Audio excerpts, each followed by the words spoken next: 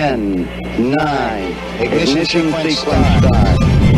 All engines are running. Liftoff, and the clock is starting. Liftoff. The clock is operating. We're underway.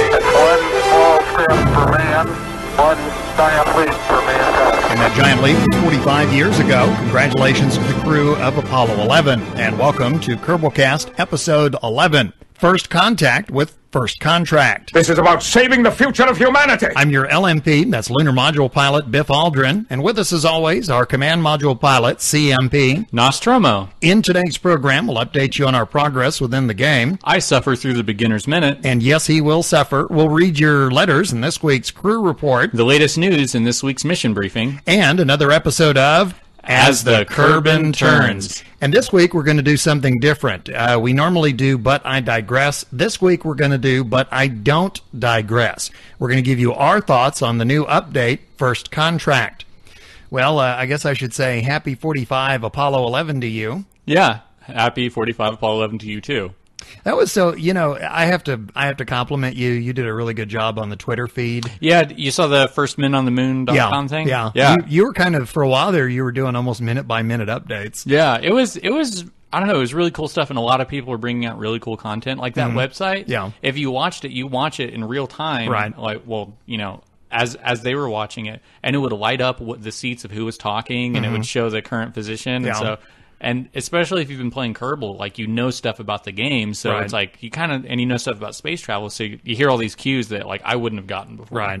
Yeah, I was actually kind of throughout the day, I kept looking at my watch, and it was like, okay, well, now they're going for powered descent. Okay, Yeah. now they've landed. Okay, now they're, and then later that night I was like, okay, now they're getting out for their, first step on the moon. And yeah, it was like, it was for some part of my brain almost had it like it was actually playing out, almost in real time. Yeah. Like there were ghost images of it on the moon that were actually taking place. So Now there was, I was half tempted to spend the entire day posting like conspiracy theories, and just be like this is what they say happened. Yeah. But what really happened? What really Yeah, happened. like putting foil hat tutorials on. It's like, these are my favorite Pinterest for foil hats. there was a post I saw this week on Gizmodo, and it's this guy who's a photographic expert went through point by point and made the argument that we had the technology in '69 to go to the moon.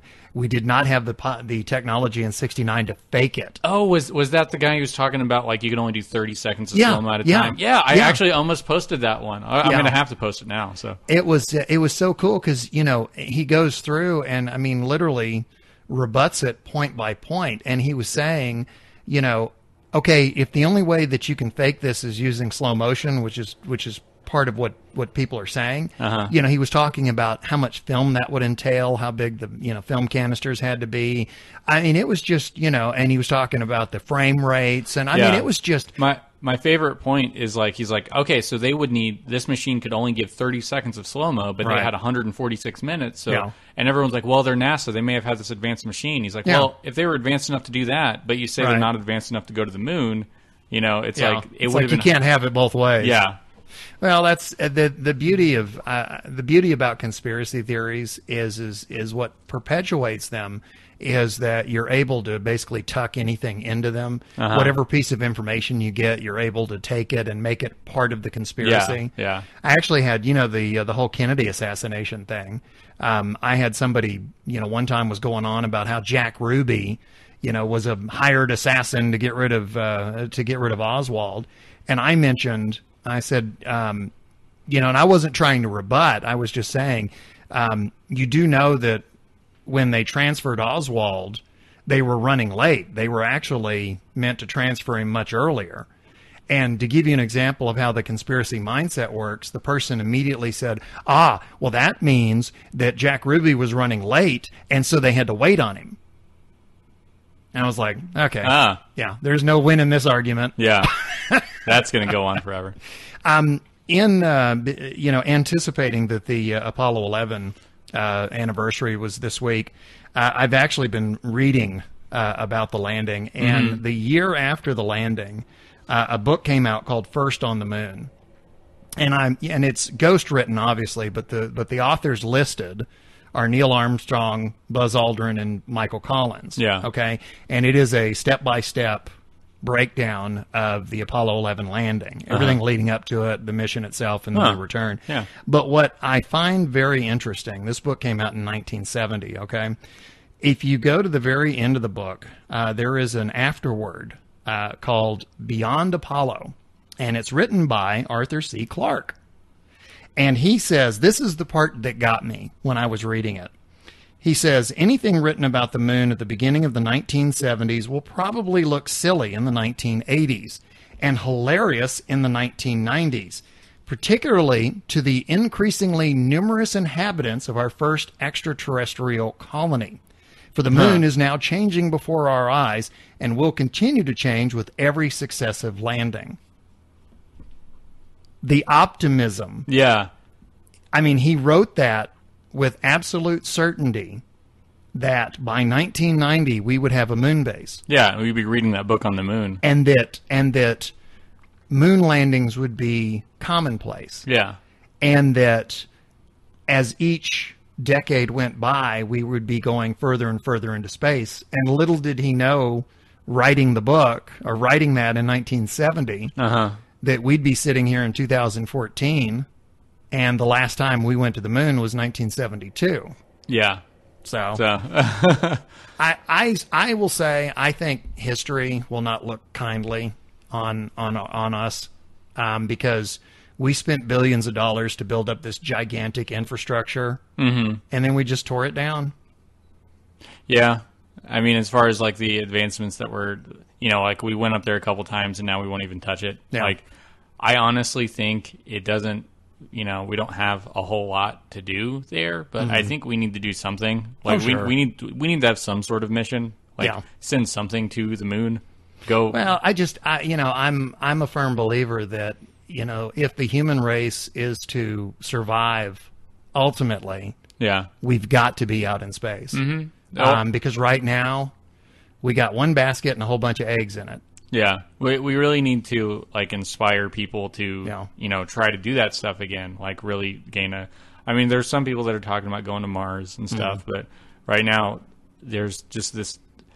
Instead of an entire global attitude of we can do it, let's go. It's like those certain people can do it because they're qualified, and we'll just have them do it and leave it alone. Well, and then of course you've got the other people that are going, well, why don't we solve our problems down here before we go up there? It's like you don't see the correlation. You don't see that. Well, I mean, also a fraction of any budget. Yeah. Like almost every. I think they say that it's like 0.5 cent of the entire national budget goes to NASA. Yeah. If we upped it to 1 cent, good Lord. I don't know what other countries' spending is on their space programs, but I don't know of any country that's like making themselves go hungry because of a space program. Well, and also the whole argument about we have to fix everything here before we go there. Yeah. If that was the case, honestly, I mean, we'd all still be living like in one place. I mean, there would have been no exploration throughout human history because I mean, it'd have been like, hey, we still have all these problems. Don't go off looking for whatever. So anyway, well, talking about progress, I want to go ahead and get into our progress update. It's obviously been a week. Yeah. As we always say, I'm a mid-level player. I've been doing this a little over a year. You're 2 months now. Yeah. 2 Something months. like that. Something like that. Tell me what your progress looks like. I want to hear yours first. You want to hear mine? Yeah. I think I went first last time, so. Okay. Well, I'll tell you what. Nobody can see us. Yeah. Okay. This is a podcast. It's not a video podcast. Yeah. So you have a job. Okay. You ready? All right. You have to describe in intimate and incredible detail what I am about to do. Okay. Okay. I almost knocked the book off the table. Okay. This is a summation of my progress report for the week. You ready? All right. Okay. Begin the description. Okay, now he's moving over to his Kerbal laptop, and he is bowing down to it, and now he's hitting his head against... Okay, he's hitting his head against the table. I thought you were doing like a respective bow toward Kerbal, which is understandable. I do it every time. Yeah, I do it 3 times a day. No, it's me banging my head against the table. Is it because you're still trying to figure out that space travel thing? No. Are you ready for this? Okay, you know that for the last 3 weeks now, I've had Kerbalnauts stranded on Eve. Oh. Right? Remember? Uh-huh. Okay, and you remember why they were stranded on Eve? Because they couldn't get back up into the ship? Get up the ladder, yeah. Okay. Oh, you can see this coming, can't you? Yeah. Okay. So I send a rescue mission. I just imagine every ship now is covered in ladders. I just imagine that every ship you build now is just... That's actually pretty close. It's a flying ladder. And that's what kind of makes... I have to go bang my head on the table again. Yeah. Okay, so I send the rescue mission. Okay, and I go through this whole ordeal of getting the rescue mission to Eve. Yeah. I get into Eve orbit, and I have about my fuel status is about half full. Mm-hmm. And I realize that... Hey, that's better than half empty. Yeah, well, there you go. That's true. That's true. My fuel status was half empty. Oh. No, it was half full. Hey! Anyway, I like how we did that. Yay! So I got there, and I realized that I didn't have enough fuel to land and then get back up. So again, it was a matter of, okay, well, I got to send another tanker. Mm-hmm. Okay. And understand now, I already had 2 tankers in orbit at that point. Yeah. But they were all in such eccentric orbits relative to each other. I mean, honestly, it looked like those diagrams you see of the atom, where, you have one going like, this way, and another one's going that way. And it's like, and so I've got 3 things orbiting Eve. And the amount of fuel to alter my orbit to match one of the tankers is more than I have. Right? So I'm like, great, I got all these tankers and I can't get to them. Yeah. So it's like, okay, obviously I'm going to have to bring the fuel to the lander. Uh-huh. So I go back to Kerbal, I get another tanker, I bring it all the way to Eve, and of course this takes a while. I get into the Eve orbit, I match up with the lander, I transfer the fuel, I'm in good shape. The lander's got a full tank, the tanker is there, it's got plenty of fuel to get me home. Uh-huh. I'm in good shape. There we go. Yes. I deorbit with the lander. Okay. I fire my parachutes. I run the engines full blast. I land. I mean, I land close enough to the previous mission to where they could actually, to where they could walk. That's impressive. Yeah. It took some doing, but I finally managed to do it. But I had to, you can hold down the shift key and they'll run. Yeah. And you can do the 4X as far as the time acceleration. Uh-huh. Even then, I was still running for several minutes. Yeah. But it was like, the rescue's here. Dun, dun, dun, dun, dun, dun. Yeah. And this was just one guy, right? Yeah. So I run him all the way from the first landing, which has been waiting for weeks now. Yeah. I run him however far this distance is. I get him to the ship, okay? The ship is waiting. The ladders are down. And he's like, Mom, I'm coming home. Oh, thank God, I'm coming home. Uh-huh. He gets to the ladder. He climbs up the ladder. He gets to the very top. And instead of going up and over, he falls backwards. What? Like, exactly what was happening on the other ship. Now, understand, on this one, I had put the ladders to where they were sticking up over the edge. Yeah. Okay? I thought I had corrected it. So now I'm spending all this. So I keep trying. I keep walking him up the ladder, and he gets to the top, and instead of going up and over, he falls backwards. Uh-huh. So I have now gone through an entire week's worth of getting another ship there, getting another tank there, doing all of this stuff. I land, and I can't get him on that ship. No. Okay, now, again, let me just say. Okay, he's going over to the table, and he's hitting his head on it again. That's him hitting his head on the table. That was one of those moments. Now, it was like, you got to be kidding me. Could you just build the lander and launch that on the launch pad, and then practice seeing if they could climb all the way up it? Do what now? Could you just, back on Kerbin, could you have built the lander without the rest of the rocket attached, hit launch, and then have your Kerbal get out and see if you climb back in? Or the thing is that ladder configuration works apparently everywhere but Eve. Is it the extendable ladders? Yeah, it's the extendable ladders. Oh, so you're going to have to like build the ladders that are welded to it. Well, it's not that. It's just that it's and don't get me wrong. I may be completely wrong here. Yeah. But is it the gravity? I mean, Eve has intense gravity. Uh-huh. You know, Kerbals cannot jump on Eve. They can't use their jetpacks. They can't anything. Yeah. And for some reason, when they get to the top of the ladder, I can't get them to go up and over. So you're going to have to build something with like... No. Do you know what I did? What? Because, I mean, when that happened, okay, you know, I started thinking to myself, okay, am I going to shoot myself? Yeah. Am I going to slip my wrist, or am I going to jump off the roof? You know, that was at that point, those were my three options. Yeah. Okay, because at that point, it was just like, plan A, B, and C. I've had it. Yeah. You know, this has gone from ridiculous to insanely ridiculous. Uh-huh. And then right about that time, right when I was about to jump, you sent me a text and you said, update 0.24 is out. And I was like, okay, life is worth living after all. Come back from that edge, my friend. I came back. And so what I did at that point was I said to myself, you know what? I am going to start fresh. I'm going to wipe out all of my saves. Tabula rasa. I'm gonna have a clean slate, and I'm gonna start completely over with the brand new career mode. There we go. And that's where I am. All right. So those Kerbals, I guess the 2 or 3 of them, because I think actually, if I'm not mistaken, okay, I think it was 3. Yeah. Because the rescue mission only had 1 Kerbal in it and 2 open seats. and 2 open seats, and I never did bring it back up because I just kept sitting there going, go up the ladder, go over the top, go over the edge. It's like, it's right there. And they wouldn't do it. So I don't know. I'm sure somebody else out there is going, well, I've never had a problem. Yeah. Why didn't you just right click the door and have it open? Right click the door? Like, oh. Get the catapult mod. just fling them at it.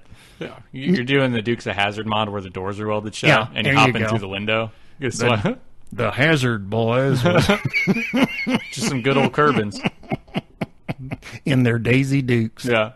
But anyway, so that's my progress for the week. What is yours? I am sorry. So, my condolences. You know, you started a new campaign. Did you delete that old campaign file? So it's kind of like I treat campaigns like string theory. It's just there's an alternate dimension where all of those Kerbals exist. Right. So in your current one, they do have no idea of the heartache that happened. You started fresh. The Lotus opened and it closed. Yeah, you know? Right. They're just one dimension over. Yeah. You don't have to worry about that. So, you heard about my bouncy. Excuse me. I'm pretty sure you know what that noise means now. Yeah. So, me banging my forehead. So I had a fun experience with my progress. Ruined your train of thought, didn't it? Go ahead. I landed. You land? Oh, did you? Yeah, I landed on the Mun. Woo! Yeah. So I built. Okay, so the original lander I had, I was having some issues with it, so I built a new one. Right. And I packed Bill in there because he was the one who got screwed over the past 2 times I went to the Mun. I was like, Bill, I'm going to make this up to you, I swear. And so I get that one going.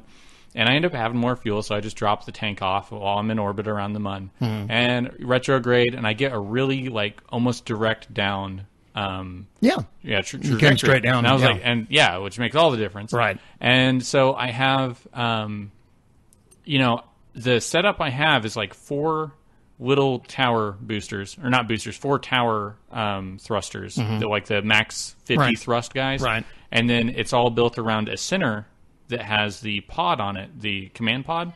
The center pod is around it's that bigger version of that squatty booster, right? For the bigger tanks, and it has a couple tiny tanks on it, and that's the get home booster. So there's the landing boosters and the get home booster. So I think that's the official title, right? The get home booster. That's what I'm calling it.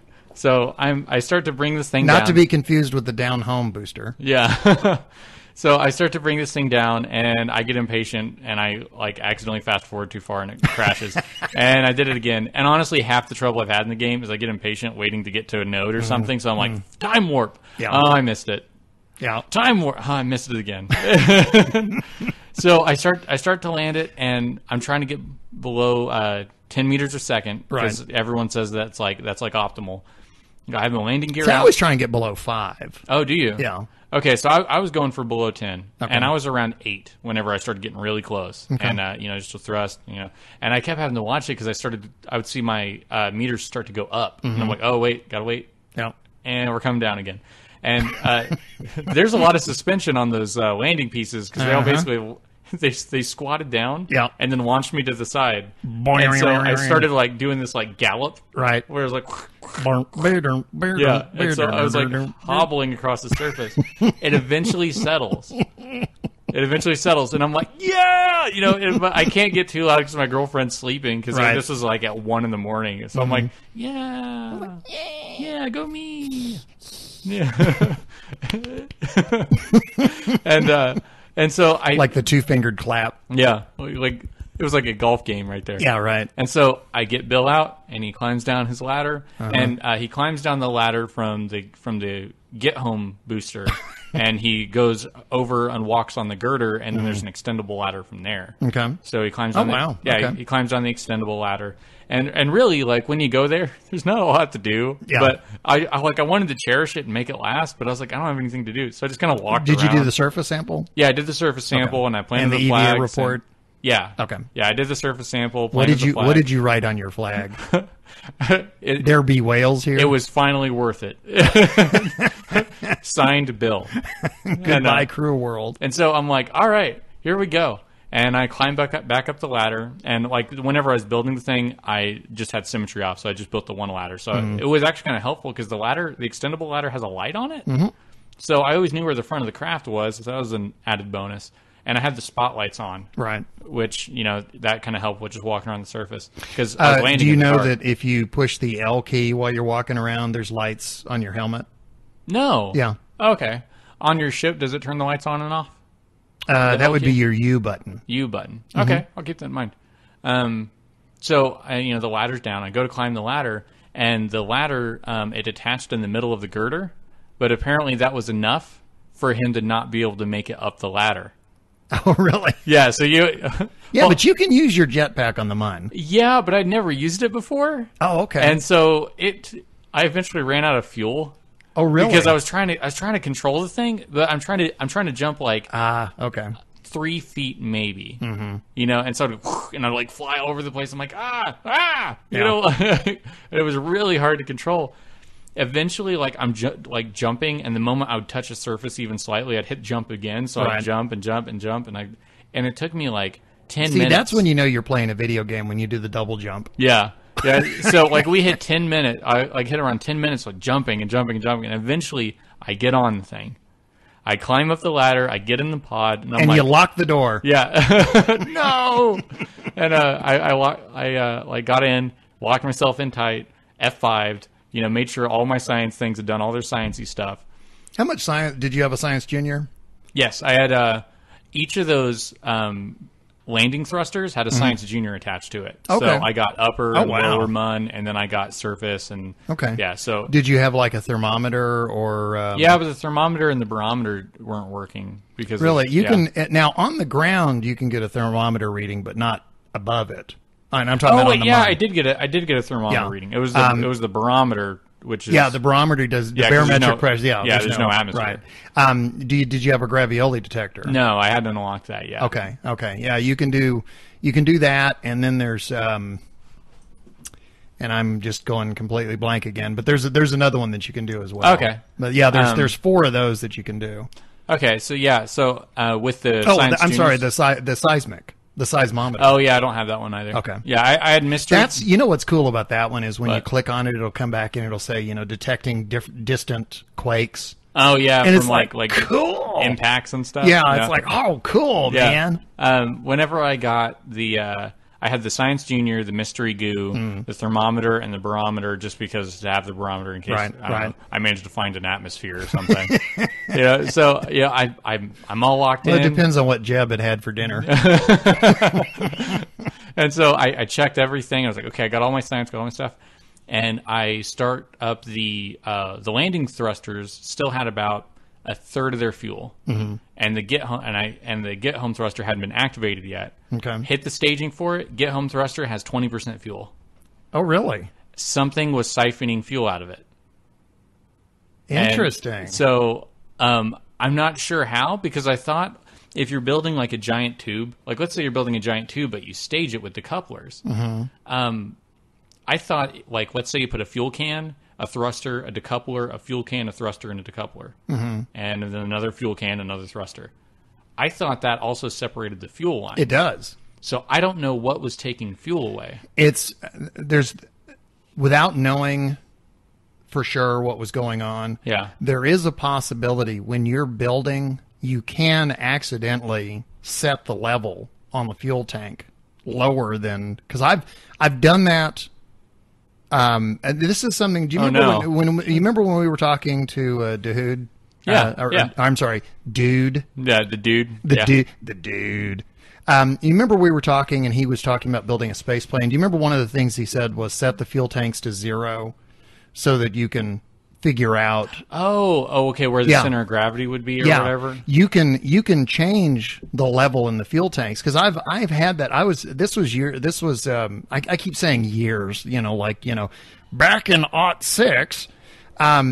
No, I actually several months ago, I had built a craft, and when I would take off, one of the tanks had a different level than everybody else. And I kept going, why? And then I realized that when I had built it, somehow or the other, I'd accidentally clicked and set the fuel level on it just a little bit lower than everybody else.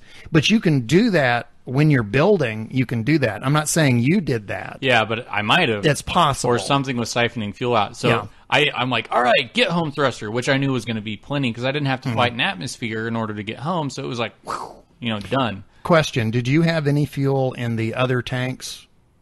The other tanks for the landing thrusters? Yes. Now, you know that you can right-click on... What you do is you right-click on one tank, and then you hold down the Alt key and right-click on a different tank. Oh, for a fuel transfer? And you'll have at the bottom, it says in and out. And, like, for example, if you're at the destination tank, you click in and it transfers fuel in. If you're at the source tank, you click out and it transfers fuel out. Okay. But if you find yourself sitting there and you do have fuel in the other tanks, you can transfer them. I didn't think of that.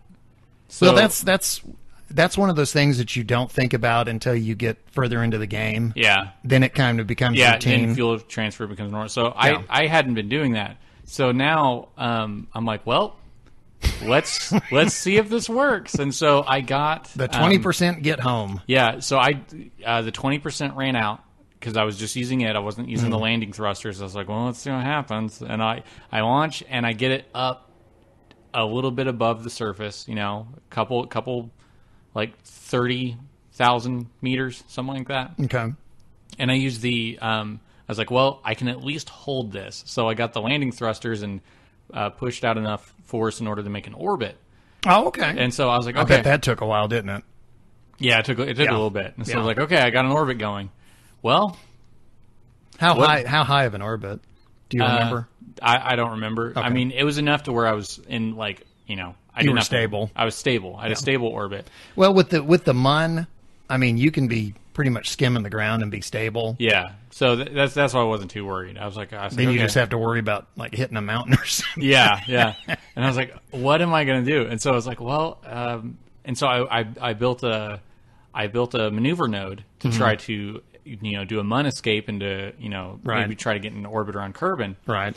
And the maneuver was around 400 meters per second. Yeah. That I needed to go that burn that much in order to get there. And I do that, and it takes me down to what I'm guessing is around, and then it doesn't get me there. But then I do another maneuver, and I burn. So I figure out I have, as far as maneuver nodes go, roughly 650 meters a second that I can do. Okay. On a burn. Once I do that, I'm empty. Right. So if I can get that anywhere close, I could maybe just rendezvous and pick myself up or whatever.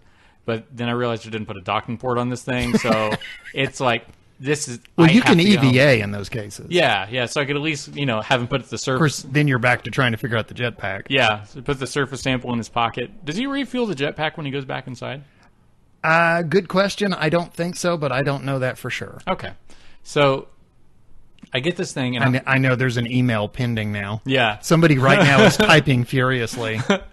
So dear bonehead, I want I try it and I get nowhere close, and so I revert and I'm back to my orbit. Right, and then I was like, wait a second, I can use the descent of the orbit to launch me. And so I built a maneuver from there, and I only had to burn like 100, and so I get that going, and it slingshots me, and I'm like just passing Kerbin, and so a few like a burn of 100, a burn of 50, somewhere in there, and I get in orbit around Kerbin, but I'm still way out there, and so that was the Oberth effect, right? I was using there. I was like, oh yeah, we talked about this Oberth effect, and like I just launch. And then I'm going around Kerbin, and I'm like, okay, well, I'm there, but I don't have enough to like really massively just air braking. And so then I get it to where it's just enough to where I skim through, and I just watch my speed just drop. Isn't that great? Just like boom, and I'm like, oh, awesome. Yeah. And so I just do that a few times until it's safe enough, and then I land. I detach the pod to make sure the pod's going to make it, and then the whole lander science bundle has its own set of parachutes, and right. It lands in the water, I land in the water, and a recover vessel. Uh-oh. Is there more to am I going to be banging my head again? No, it was mission success. Oh, okay. I was making a face to see if you'd... Okay. For a second there, because I was like, like, yes! But I made it. So I was like, going off I thought you were going to say, and then a giant shark ate us. Yeah. So I was going off of like no fuel, and I was like, all right, I got to find a way to do this. And I was like doing this, and then I was like just remembering things that we've talked about in the podcast, which if I was playing the game in a bubble, I would have been like, well, guess I'll do it all over again. I'm in trouble. Yeah. Yeah. If I think, we had talked about the Oberth effect, and we'd had someone write in about that. Yeah. I actually, when I was going to Eve, if I understand what they're saying correctly, I believe, how when you go from periapsis to apoapsis, you slow down, and then from apoapsis to peri, and I may have that backwards, but how when you go from one to the other, you slow down, and then when you do the opposite, you speed up. I think the Oberth is that when you get at the very bottom where you're speeding up, that's where you do your slingshot. Yeah, that's where I did it from. Yeah. And the amount that I needed the amount of force that I needed in order to get to Kerbin was like... Yeah, I used that to get to Eve. It was like a quarter. It was a quarter of what I needed whenever I tried to do it from on my ascent. So it was like 400 going from ascent to try to slingshot out. It was 100 coming from descent trying to go out. Yeah. So it's kind of cool. It's neat that we know this now. I was going like 4 times the speed. Yeah. Another thing, I guess this is a good place to throw this in. Another thing that I learned kind of that would be helpful, how Minmus... its orbit is a little slanted, relative to the Kerbin orbit. Well, Eve, its orbit is also slanted as well. I discovered that if I would target the point where the two orbits crossed, if I would target that point for my rendezvous, for my Eve intercept, I didn't have to worry about changing my orbital plane. Oh, because then you catch I saved it fuel and it carries because you. I caught it at the same point that it overlaps. Yeah, and then it just carried you the rest of the way once you exactly. Your orbit. So that's another fuel saving tip. Oh, nice. Is if you're going after a body that is tilted off of the plane that you're coming from, shoot for the point where it intersects with the with the orbital plane that you're on. And then you don't have to worry about changing your orbital plane. Nice. Anyway, so go ahead. So I land and I collect the vessel, and this was after the 0.24 update. Okay. And so this was, this is my save. The one bad part, it didn't collect my science. What? Yeah, it didn't collect my science. But it collected it when you retrieved the... Nope. didn't collect my science from the EVA, and it didn't collect. But if I went into the science center, the research station, Do you go now when you're recovering? Do you click the debris tab? yeah. Okay, Yeah, I clicked the okay. debris tab and clicked it, and then clicked And it didn't get recovered. your science. I went to the research station, and I looked at, did it say that I found this? And it said, yeah, but it didn't give me any science for it. That's weird. Yeah, I think it's because it was my save from 0.23.5, and so Maybe. whenever the 0.24 update happened, it just didn't catch it. Okay. But another thing that happened is I wasn't able to go into the contracts area. I wasn't able to go into the whatever building that's called, Right. and collect contracts. The contracts building. Yeah, the contracts building. So I wasn't able to, like it said, this facility's closed. So it's like it didn't update my campaign, which I'm fine with because I'm going to be starting over the new campaign with contracts anyway. So It's called mission control. okay, I wasn't able to go into mission control. I was double checking. Yeah, it wouldn't let me into mission control, so I wasn't Right. able to get contracts. The door's locked. Yeah. So Hello? But I really don't care about the science in that one because I'm deleting that campaign anyway Right, because I'm right. starting the 0.24. But yeah, I made it to them there and back again. Congratulations. A Mun story. The Hobbit's trip to the Mun. Yeah. So Well, congratulations. yeah, I'm proud of you. Thank you. It was a lot of fun. Like there was whenever. Because I said my girlfriend was asleep whenever that was happening. Whenever she was still awake and getting ready for bed, she would just hear these bouts of me just laughing so hard. And she'd be like, what? And she would see these flames on the screen Right. from everything blowing up. And I'm like, I went in too fast. And then, it's like, oh, the legs bounced me and I flipped over and stuff. So yeah, that is my progress report. Well, I would. I think it would be very interesting if you went back and listened to the very first couple of podcasts and compared what you were talking about then to now. Yeah. Because I mean, you have made tremendous progress. Well, I remember saying a lot. It was like, I was talking about the landing on the Mun like it was like this huge impossible task. Right. From the standpoint I was at the time. I was like, it's not going to happen anytime soon. And there was one of our viewers wrote that they were like 30 something hours into the game whenever they made their first successful landing on the Mun. Right. And that's about where I am. Right. It's like you got to put in a lot of time, but it's not like all the time leading up to it you're just trying to get on the Mun. Because I was having fun exploring Kerbin, Sure. launching rockets. So I had that awesome fun trip around the sun. And then you get back and, I think I was pretty confident I could do it. It's like, Right. I have all the parts. I think I can really make this. And so, I launched and, I was trying to build different landers and the legs were too short or, it didn't have enough fuel in it. And then, I managed to make it. And I had one of those close call stories, because Yeah. I was like, oh, Oops. I forgot to fill up the tank before I left. Then you have to make do with what you had. And I honestly, whenever I first saw that much fuel, I was like, I don't think I can do it. I was like, I don't think this is going to get me home. But I just kept trying different stuff. I was like, well, I'll build a maneuver node from here. Maybe that's enough. Okay, that's not. Okay, I'll try it from here. And eventually I got it. And it was an awesome feeling. I think what you're talking about right there, that kind of success story, I think those are unique to Kerbal. I can't think of another game. Yeah. Because I know exactly what you're talking about. The number of times that I have managed to pull something off when I had just barely enough to do it. When you pull something like that off, I mean, you feel like, man, it was some huge accomplishment. And I can't think of another game out there where you're given, basically the same set of circumstances and the same variables. Yeah. And, okay, I have to do this, but I've only got this, and I managed to pull it off. Uh-huh. I don't, like I said, I can't think of another game that's similar to Yeah, that. there's so many different ways to tackle that thing. Like, I didn't do any rendezvous or any refueling, and somebody else, they could have done that. They could have done it in a way more technical or way more simple way. Yeah. And well, I mean, I know someone might say, well, in Call of Duty, I made it from here to there, and I only had 2 bullets. But I mean, that's different. yeah, I mean, I mean, you can walk whether you have 2 bullets or 10 bullets or 200 bullets. yeah, In Kerbal, I mean, fuel fuel and power. Yeah. You know, if you don't have fuel and you don't have power, you don't have anything. You have to manage those resources. Yeah. And I can really say that it was like everything that I had learned from our community, everything that I'd learned from doing this podcast and everything like that, that's what got me there onto the MUN and off of it.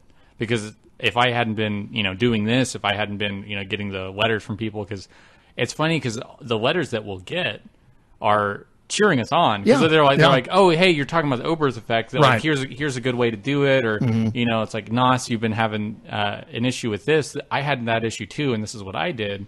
And it's like the community is its own strategy guide. Oh, sure. Like, because they, because look at Kerbal has one of the best communities. Yeah, because you look at Reddit KSP testing, and it's like, you make a ship, and somebody's like, I'll see if that'll work, and they will try out a part of your game for you. Yeah. And I just think that's awesome. Well, I had one of our listeners emailed me and sent me a screenshot and said, hey, I did my first rendezvous in dock. Yeah. And I tweeted the picture. And I mean, it was like everybody was like retweeting it and congratulations. And, there's a lot of games where if you did something like that. Hey, I got a double headshot. Who cares, noob? Yeah. Suck it, noob. I hate you. Yeah, big deal. I got like 40 of those. Go kill yourself. I get like 40 of those a day. Yeah. Yeah. But I mean, in this game, it's like if you post an accomplishment, everybody else goes, hey, congratulations. I remember how hard that was. Yeah. Like, you good job. So. I'm curious about something. I have you and I, while we were in the past when we've been doing this podcast, like afterwards, there's been a couple of times where, for example, I sat down and I did a landing for you, and then I did a rendezvous and a dock. Oh yeah, you show me how to do stuff. Yeah, how much of a help was that? Watching you do the landing helped a lot. Like, because I was like, I forgot about, retrograde burning and stuff, and like in order to cancel out an orbit. Watching a rendezvous, honestly, I was like, oh god, this is daunting. It made sense. Yeah. And I've been wanting to hear what you thought about. Yeah, I saw it and I was like, this makes sense, and this is actually giving me kind of an insight of actually watching it happen, watching somebody do it. That was helping, and it it gives sense to why people will watch YouTube videos. But looking at it, I was like, man, this is like work, because everyone says the hardest part of the game, and any game like this, the hardest part is not going to be something you can just knock out in like 5 minutes. I had it honestly when I was doing it, and I was, because I was telling you what I was doing step by step. Yeah. And there was a little voice in the back of my head that was saying, "I bet he is freaking out right now, watching this." Yeah, it was. It's kind of like if you're a brand new player and you're watching somebody like, if I was a new player watching somebody do like your Eve mission that you're doing, I would have been like, well, I'll never do that. Like I said, I don't even know why I'm playing this game. It's like you watch somebody who's like a complete pro at it in some regard, and you're like, well, that's not going to happen. Especially you describing yourself as a mid-level player. Now that I've landed on the MUN, like it sort of gives you the feeling of, well, I'm not going to accomplish everything in the game right now, but everything I do is getting me closer to accomplishing something I want to do. What do I always say? Yeah. The more you do, the more you can do. Yeah. That to me is the unofficial slogan for Kerbal. The more you do, the more you can do. And that's one of the things I think that makes the game unique. Yeah. Is it's one of those games where, you don't level up your skill necessarily. Your experience, your abilities, your natural abilities increase. And then the more the more you know how to do within the game, the more you're able to do within the game. So it's just, I don't know, it's just really cool. I will say, you were talking about all the help that you've gotten from the community. Yeah. I've said this before. I think the fact that neither one of us are grandmaster level players is helpful because if you and I were grandmaster players that knew everything about this game and could do everything, nobody would be writing in and saying, hey, here's a suggestion, because they'd be terrified. I would be. Yeah, because it would be like, now we're going to read your letters. Oh, so-and-so deigned to tell me wrong. Yeah. Okay, all right, kids. That's username so-and-so. Yeah. Get on Reddit and make fun of him. Yeah, he doesn't know what he's talking about. How dare you make fun of me? Yeah, because I mean... For I am the master level player. So, because I mean, I'm... Did you like that? Yeah, it was okay. All I need really is Princess Leia in a gold bikini with like a chain around her neck. Jabba the Hutt. Yeah, well, yeah. Well, you were making a face like you had no idea what I was talking about. I'm trying to figure out how that's relevant. Well, because like I'm this big slob, like imperial, okay. Solo.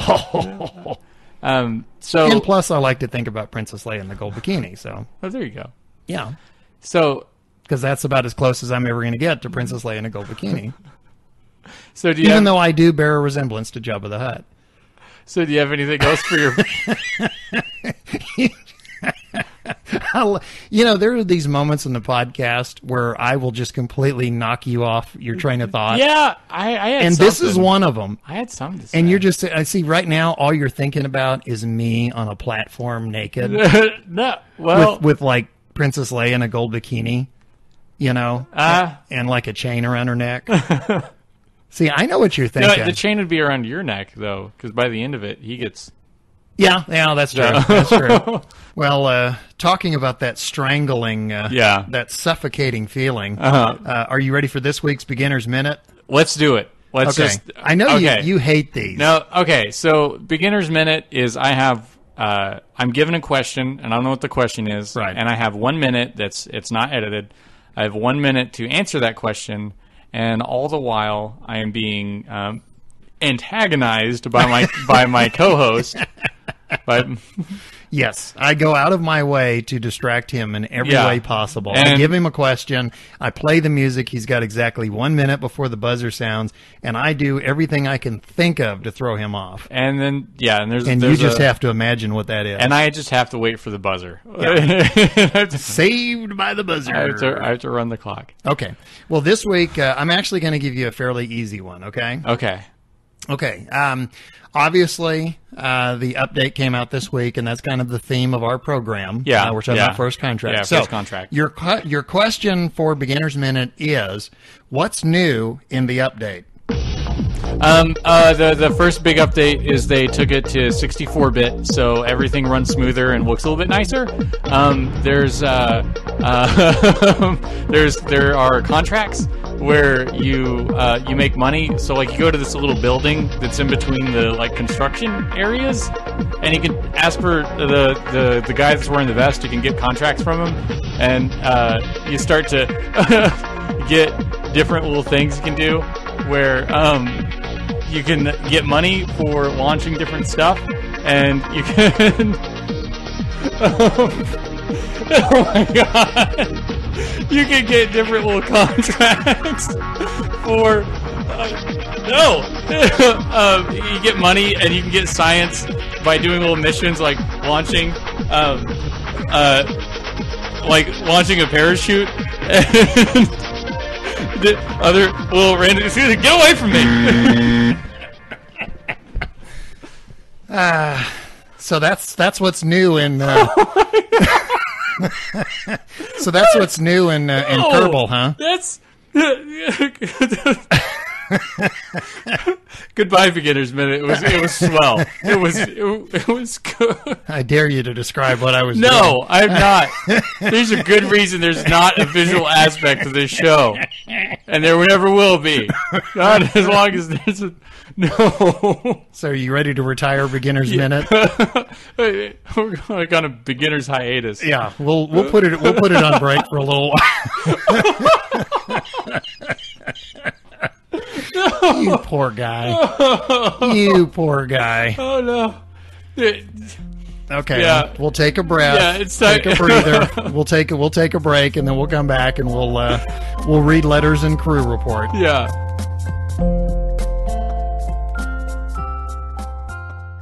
Okay, you ready for the crew report? I think I am ready for the crew report. Okay, let's go ahead and start with all the tweets. Okay, yeah, we last week when the update 0.24 first contract came out, we sent out a tweet and we asked the Kerbalers in our community, what did you think? And these are some of the responses we got. 4 a.m.'s Davey said, I called in sick on Monday. Oh, that's not when it came out.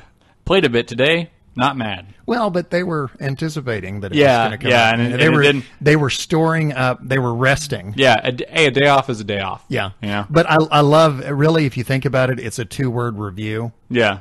What is it? Not mad. Yeah, not mad. He's not, he missed out on what he thought would be a day of curbling, but, not mad. He's not mad. He still got what he wanted. Well, the way gamers on the internet tend to be, that's actually, not mad. It's actually high praise. Yeah, that's pretty good praise. Because usually they'd be like, I'm here. I hate it. Okay, Antichrist77 said, I had to tell myself enough is enough tonight.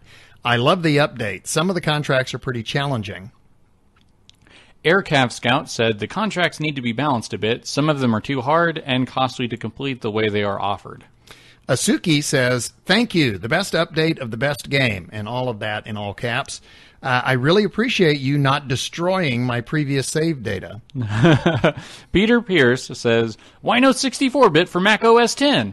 Yeah. Yeah. I don't know. Ray Renigan says, love the update, but a how-to for each contract would help. They are a little confusing on what exactly is needed. Probitronic says it's the best version, parentheses, of the game so far. Yeah, the parentheses is my edit. Yeah. If I add something, I'll stick it in parentheses. Oh, okay. Yeah, okay. Yeah. So, and Bison Yankee says, I'm a little annoyed with having to shelve some projects I was working on to get enough funding. Huh. Anyway, go ahead. Okay, so now we're on to our emails. This is from Rami from Italy, and he's writing in again. In episode 10, you discussed the use of RCS and how to place it, and Biff said he puts one set if the spacecraft is small, more if it's bigger, but this is not actually the preferred way. Yeah. And I had read, because he's about to go on and say that he read and found out a different way. Uh-huh. I had read way back when that you were supposed to put your RCS ports on the center of mass. And so what I would do is I would create my command and service module, and then I would do center of mass, and that's where I would put my RCS jets. But he's absolutely right. If you do it the way that he describes and you're about to talk about, yeah, it's much better. Okay, so Rami says, I was reading on to improve my RCS maneuvers to learn how to dock, and I found info on the correct usage of RCS, which says that you need at least 2 sets of RCS thrusters regardless of the size of the ship, installed on the 2 far ends of the center of mass. I tried this on my spacecraft, and the controls became way better and easier to use, and I was able to dock 2 spacecraft to my space station core after very little time. I still need some time to do the docking, but at least I can do it each time now. Wait, He's the one. He's the one that I tweeted. He's only had the game for a little bit, right? Yeah. Wow, yeah. That's some mad progress. I know, right isn't that there. incredible? Yeah, that's a really good job. I wanted to also thank you for the But I Digress segment. It has nothing to do with KSP, but I like it. In a previous episode, you talked about Planet of the Apes, which for some reason I'd never seen before, so I went ahead and watched it, and it is a really good movie. The last scene is stunning, and thanks for not spoiling it. I am so jealous. Yeah. To be able to watch that movie fresh. Yeah, I mean, being from Italy, there's probably not as many things. Like, I know that it was spoiled by Family Guy. It was spoiled by a couple different shows that we have. Well, just recently, Mad Men spoiled it. Oh, did they? Yeah. Yeah, so it's like you can't escape something referencing it here. But, I mean, over in Italy, there's probably less of a chance of having that. Seriously, I'm sure there's somebody out there that has not seen Citizen Kane and doesn't know the ending. Yeah. Which is kind of hard now because... Yeah. I mean, everybody just goes, oh, everybody knows the ending to Citizen Kane. Yeah, yeah. I don't know. I think if it's And good, notice I'm not spoiling it. Yeah, I think if it's good, then, I don't know, there should be an unwritten code to not spoiling it. Yeah. But, it's kind of like when it comes to books. Yeah. If you're like, oh, yeah, I'm reading this. How far are you? Mm-hmm. Oh, I'm this far. Okay, I won't ruin it. Yeah. If it's any movie, they don't ask if you've seen it. They're like, oh, yeah, I'm going to watch this. Yeah. Isn't it incredible? Yeah. And he said... I never knew the butler did it.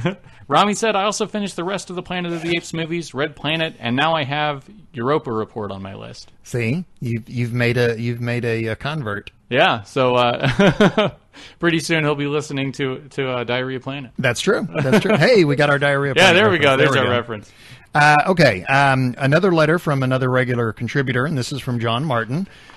He says, he's talking to me, I found your less is more comments about rockets very true. Like orbital mechanics, rocket design is also often counterintuitive. Consider a beginner with an Mk1-2 command pod, parachute, and decoupler. They try to get into orbit with a mainsail and Jumbo 64, but they can't make it because that's only 3,724 meters per second delta V, and you need around 4,550. So you go back to the VAB and you add more boosters with 2 more tanks and engines on either side for symmetry. That's 3 times the performance, right? Wrong. Wrong. I think add more boosters is the solution to everything. Yeah, there you go. But you can keep reading. Wrong, and this is where the Tsiolkovsky rocket equation comes in, as you've actually only created a 15% delta V increase and still won't make orbit. Because you remember I had made the point where you get to diminishing returns where it's almost like you're adding more weight than thrust, and that's what he's saying in essence. Adding more fuel for the one engine can help, but even this has diminishing returns. And John Martin is like the super engineer type player. Yeah. I tend to build my rockets kind of like intuitively, kind of like. I actually, I had somebody talk to me about listening to the podcast, and they said they're like, there are a lot of things that Biff could be like, whenever he's building stuff, he tends to come up with the weirdest solutions on how to do things. And I was like, I said, I'm honestly, I haven't been playing the game very long. What do you mean? He's like, he's building like giant super tankers with like five dock attachments on it. Right, and like, right. He's like, he's just sending like these weird Rube. What's wrong with this guy? There's like a Rube Goldberg device flying up into space, and I was like, I don't know. You got to keep it interesting. Hey, it's my game up there the way I want you. If you don't like it, I'll take it and go home. But John says, and see, this is what I mean by the super engineer. Yeah.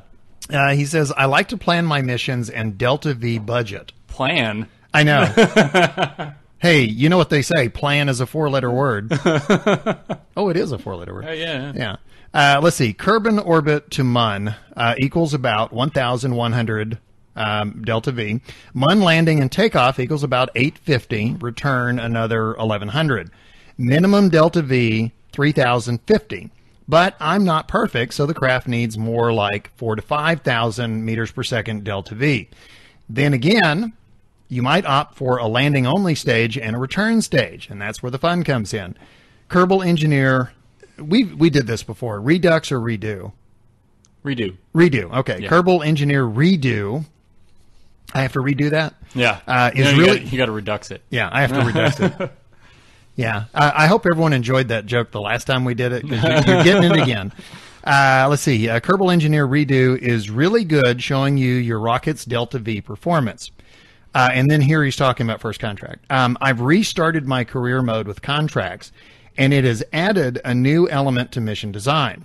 1, how to perform as many successful contracts with a single launch.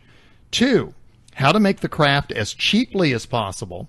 And recovery of parts is more important. 3, how to fit in science experiments during the launch. The only thing I don't like is the physics engine removes parts if they get too far away, so I can't add parachutes to an ascent stage and have it land and be recovered. Yeah, now that you have to recover stuff, I've done that. I'm adding more parachutes to things. I just got a text from a friend. He's like, he got the grabber claw, and so he's been treating Kepler syndrome. He's like, you've been flying around just picking up all the space debris and bringing it home.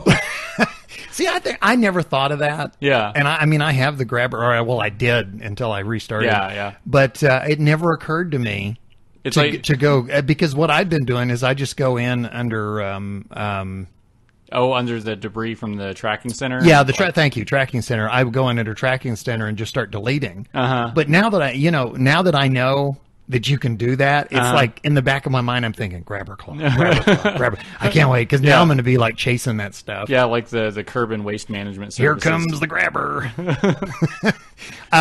We talked about gravity several podcasts back. Yeah. There's an interesting little extra on the disc where they talk about how the debris field that's in orbit right now is becoming a problem. That there's so much debris in orbit around Earth that has become a concern for any type of space travel now. Wow. Yeah, there's just so much debris up there.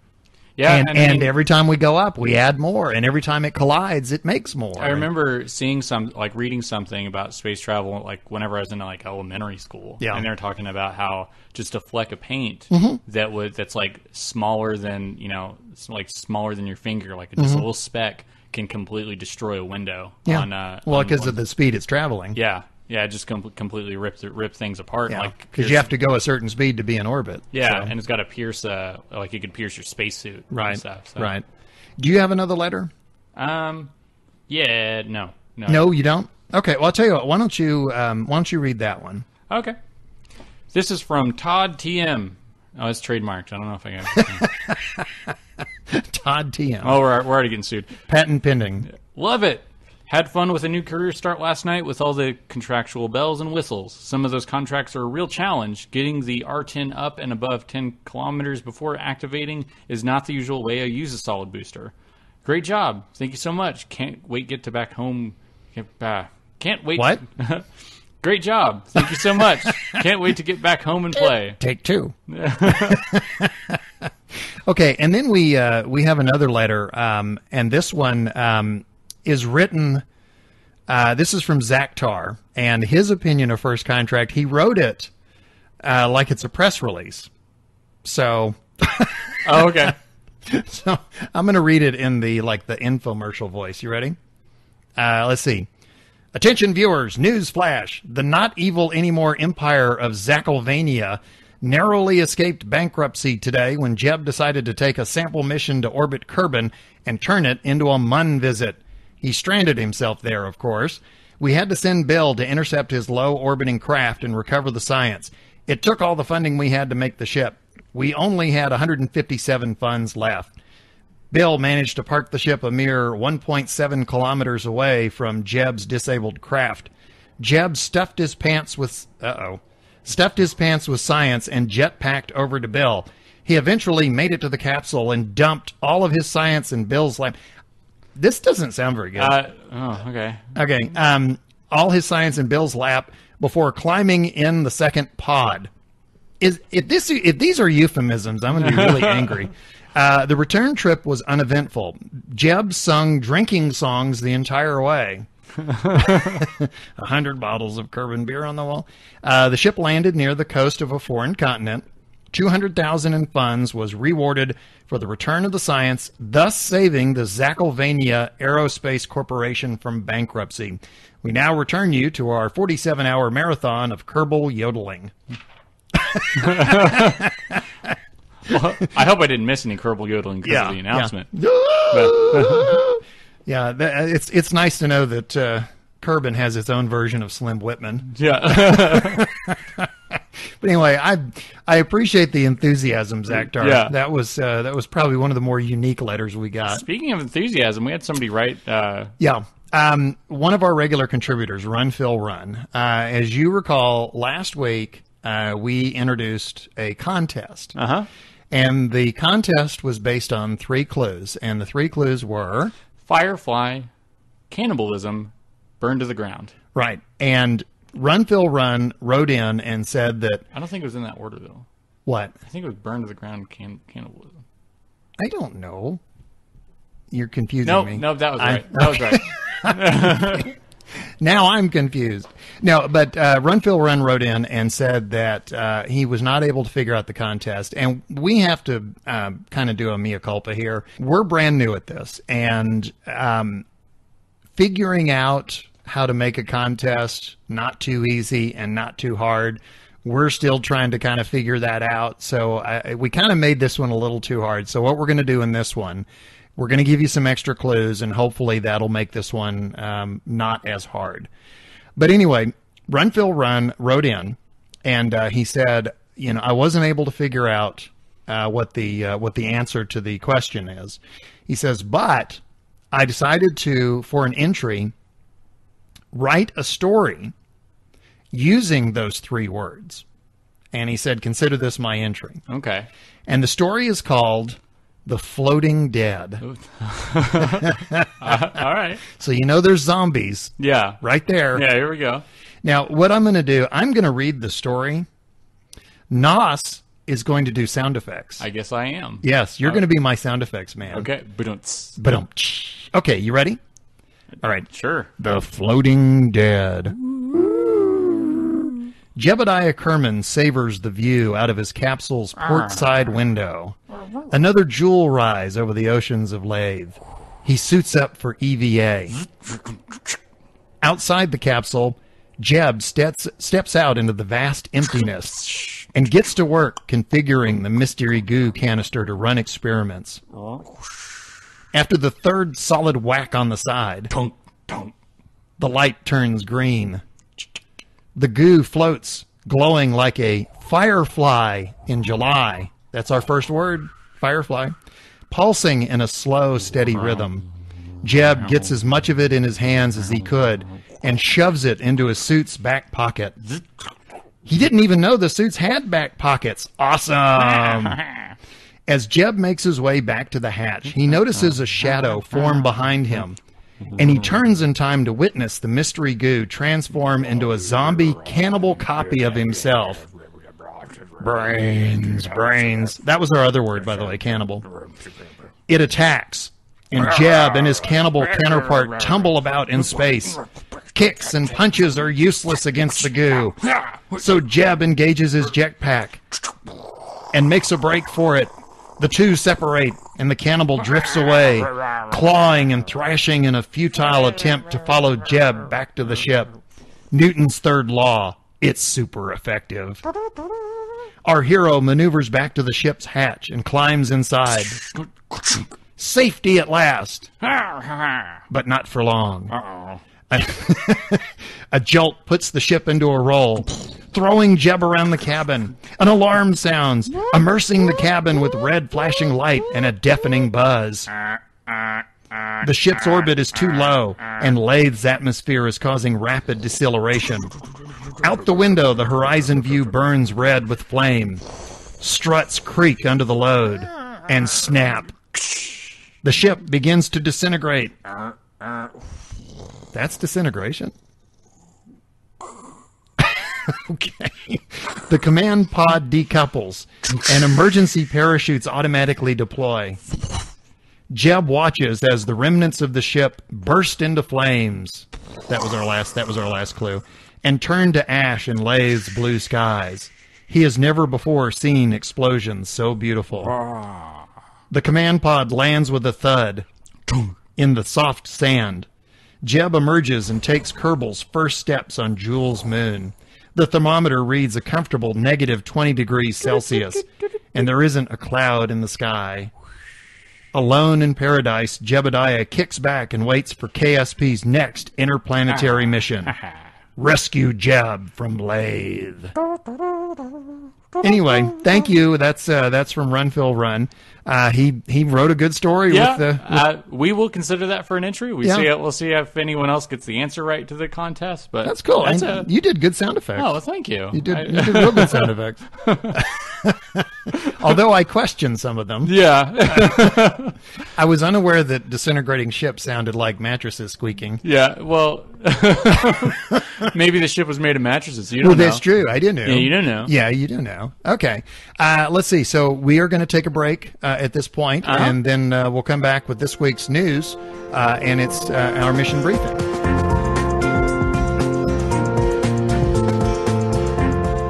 It's now time for the mission briefing, where we read the Kerbal news. And our first story on Monday, July the 21st, NASA paid tribute to the first man to walk on the moon by naming a building in his honor. The Neil Armstrong Operations and Checkout Building at NASA's Kennedy Space Center added the late astronaut's name to the historic facility where he, his crewmates, and their Apollo 11 spacecraft were ready for a launch to the moon 45 years ago this past week. Today, the building is being used to ready Orion, NASA's next-generation space capsule being developed to send astronauts beyond Earth orbit for the first time since the Apollo lunar landings. The ceremony was attended by Apollo 11 astronauts Buzz Aldrin and Michael Collins, as well as Armstrong's backup commander, James Lovell, and Armstrong's sons, Rick and Mark.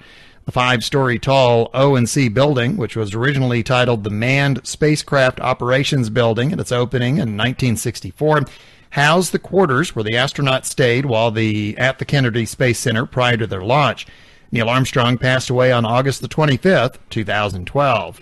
From IFLScience.com, some of NASA's top scientists say the next generation of telescopes could spot evidence of extraterrestrial life within 20 years. Data from telescopes like NASA's Kepler and ESO's Very Large Telescope have now allowed astronomers to discern information about a planet's composition, atmosphere, potential habitability, and other characteristics as the planet transits the star.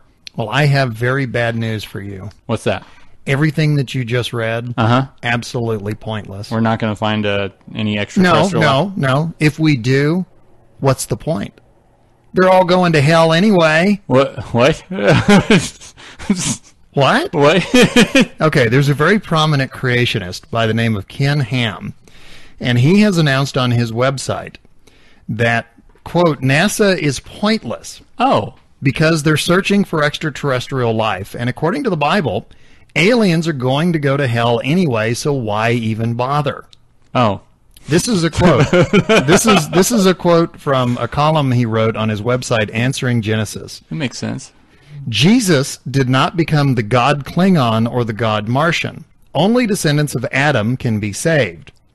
He says, the Bible makes it clear that Adam's sin affected the whole universe. This means that any aliens will also be affected by Adam's sin. But because they are not Adam's descendants, they can't have salvation.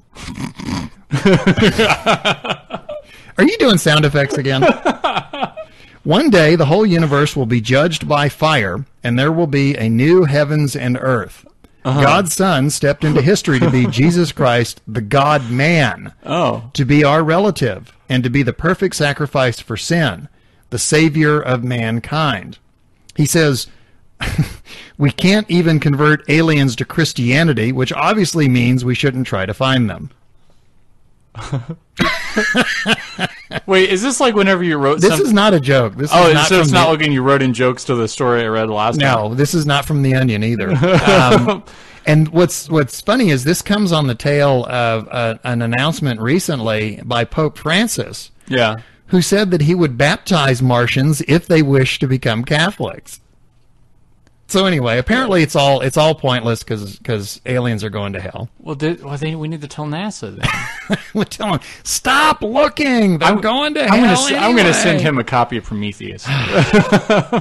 Well, do you want to move on? I know we've got a couple of items that we grabbed from Reddit. Yeah, this is Things I Learned in KSP from username Beller James. So for all of you who have never really taken spaceflight as a serious career and therefore have no real knowledge, I figured I'd put up a few points I learned along my 300-plus hour journey so far.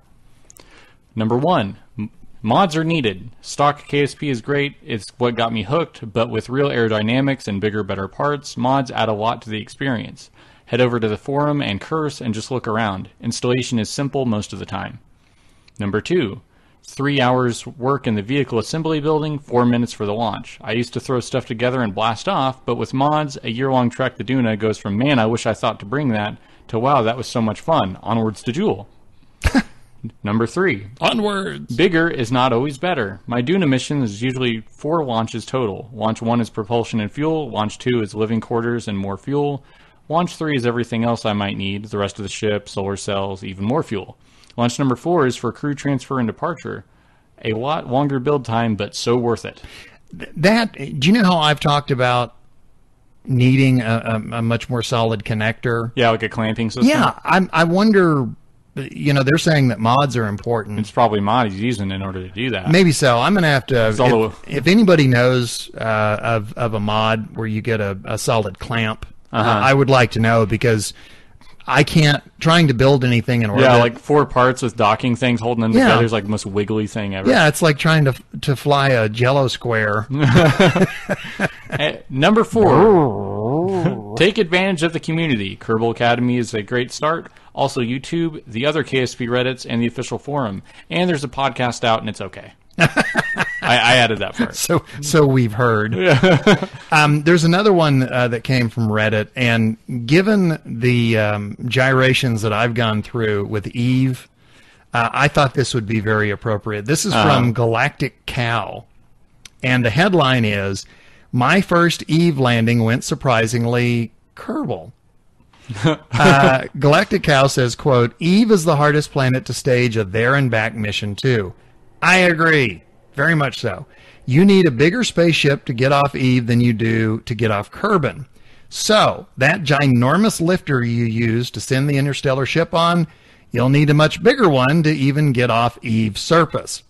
And then responses to this. Abadabba U says that the easiest way to save Delta V off Eve is to launch from the 5 kilometer to 8 kilometer high mountains rather than sea level. And Old Account says, of course you want your lander to be as small as possible, but this is Eve with its thick atmosphere and strong gravity. It takes massive amounts of power just to get a small capsule back to orbit. So even the smallest possible lander landing on the highest peak will still be pretty large. Yes, I agree. Eve is the hardest planet. In my experience, Eve has been nothing but sounds difficult. like it's been giving you some trouble. Yeah, but fun trouble. Hey, there's a new Twitter feed that we suggest you follow, at Kerbal News. We recently just been talking with the guy, and he has a new Twitter up where he's going to be putting the latest news and updates about Kerbal Space Program and other items of interest. If you have any news, if pass you it along. Pass it along to him, tweet it to him, and he'll put it out there. And also, Squad First Contact wallpapers are now available on the website. I've seen one so far, and it was like them looking over the contract papers. I haven't seen them all. I haven't had a chance to look at it, but I saw their post. Yeah, that those are up. So if you're looking for some neat wallpapers, just go to Kerbal Space Program website, because it looks like Squad's got some up. There you go. Actually, I made a screenshot of me landing on the Mun, and I was originally going to send it to you, but I kind of wanted to surprise you with it. But I'll be sending that to you later. It's cool. A funny little shot. Well, I will use that as my screensaver. Aww. Well, I think we're done with news. Yes, we are. Okay, well, you know what that means. And now, another edition of As the Kerbin Turns. Honey, I'm home. Hello, dear. How was your day? Oh, same as always. My funding ran low, so I took plutonium from some terrorists, and now I'm building a time machine out of a DeLorean. Say, when this baby hits 88 miles per hour, you're gonna see some serious. Tune in next time for another edition of As the Kerbin Turns. Wow, our first... Yeah, hey, we gotta be in trouble. We could get in trouble with the censor. I told you, As the Kerbin Turn is getting a potty mouth. Now it's getting a potty mouth to the point where we can't even hear the potty mouth. Yeah. I mean, so you gotta keep that in check. We're getting beeped. I wonder what the actual word was. Yeah. I wonder if only there was some way to find out. Yeah.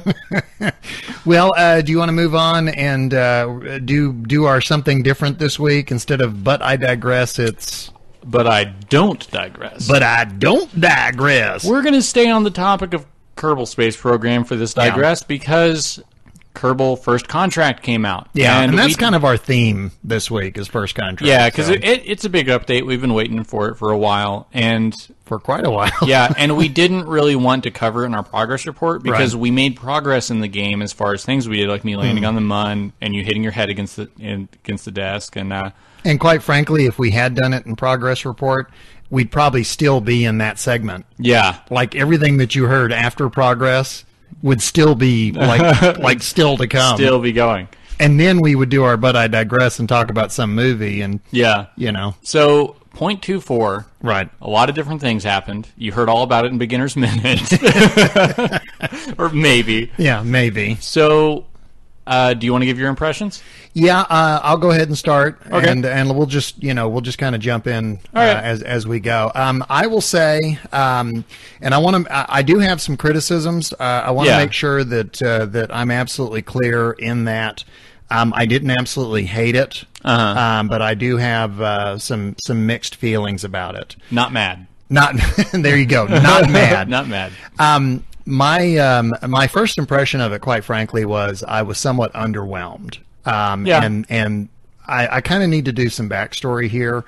I talked several podcasts ago about X3 Albion Prelude, which is a space simulator game, and I spent several hours playing the game, and I was into it for a couple of months.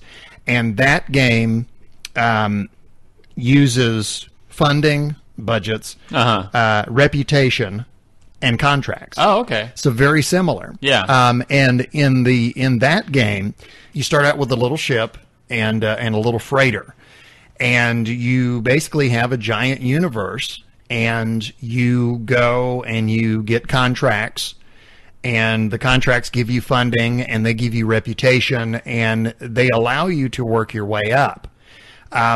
The beginning of the game is very much a grind. Okay, it's really not that fun for the first several hours. Yeah. Because it's like work. Well, I mean, you have a ship that's not very fast. Yeah. It's not very well armored. Your weaponry, the worst setting on it is like irritate. Yeah. You know, it's like laughable. Yeah, like pink, pink, pink. So it takes a while before you've actually got something where you can do something. Now, I finally reached a point where I had the reputation. I had an entire fleet of warships. I had automated freighters. I had businesses. I built up this massive empire. But what happened was I got to a point where I was spending all my time maintaining this gigantic infrastructure that I had built. And so the fun factor of it diminished considerably because I was just spending so much time dealing with my freighters and dealing with my businesses and being on the stock market and all of that. And it really got to be a grind. And so I decided at one point, well, I'm going to start over.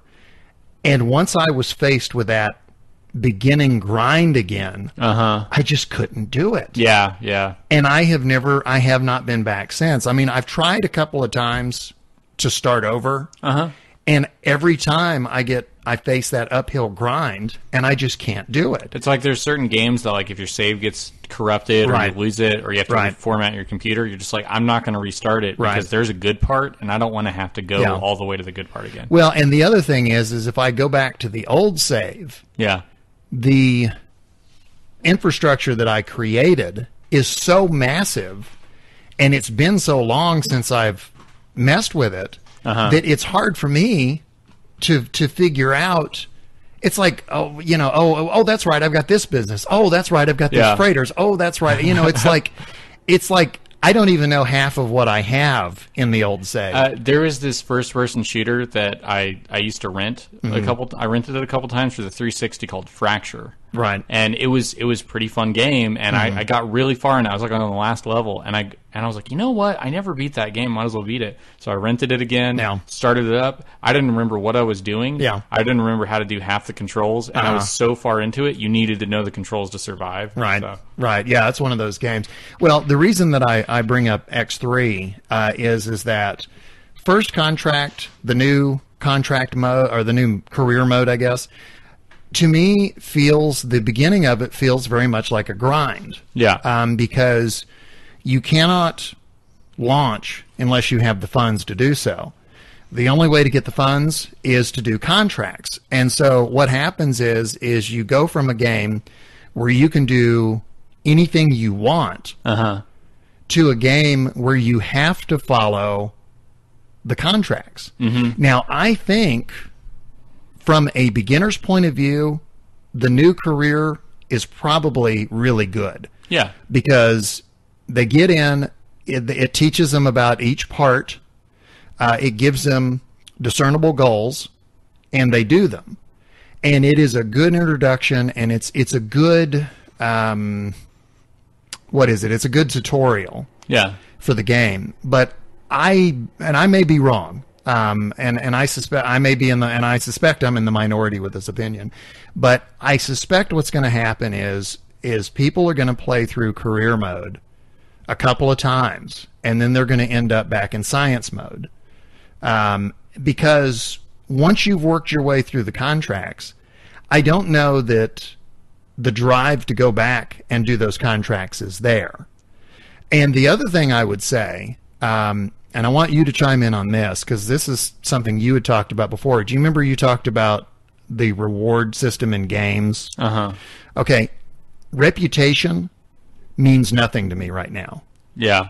Reputation, it's like you go from one shade of green to another shade of green, and then you go from green to blue, and it doesn't mean anything. When you do science and you unlock something, it immediately shows you what the next tier is. It shows you, okay, you just unlocked this. Now that you've unlocked this, you can unlock that. And in order to unlock that, you have to have this much science. Well, with reputation, you take a contract, you do it, you get a boost to your reputation, you go back, and, there's more contracts. But it doesn't show you any contracts that you don't have the reputation for. It just shows you the ones that you can do. So you have no idea what you're working towards. You see? Yeah. I don't know, like, how much reputation do I need to get to this level mission? How much reputation do I need to get this kind of contract? I don't know. Right now, reputation doesn't mean anything to me. Do you see what I'm saying? Yeah. So the reward factor is kind of nebulous. See, what I thought would be cool is, like, okay, so as long as you're in any shade of green, you know you're okay. Right. Because it's varying degrees of how far you are into that green area that says, hey, everything's fine. And then when you're in yellow, that means things aren't good. But if I'm 5 feet into green, it doesn't feel any different than, whenever you're I'm 10 feet into green. Yeah, it's like they say that in RPGs, when you only have 10 health, every single point of health matters. When you have 210 health, the only points that matter is 200, like 210, right, or 1. Because that means you're either full health or you're about to die. But anything that was 157 health doesn't mean anything. Right.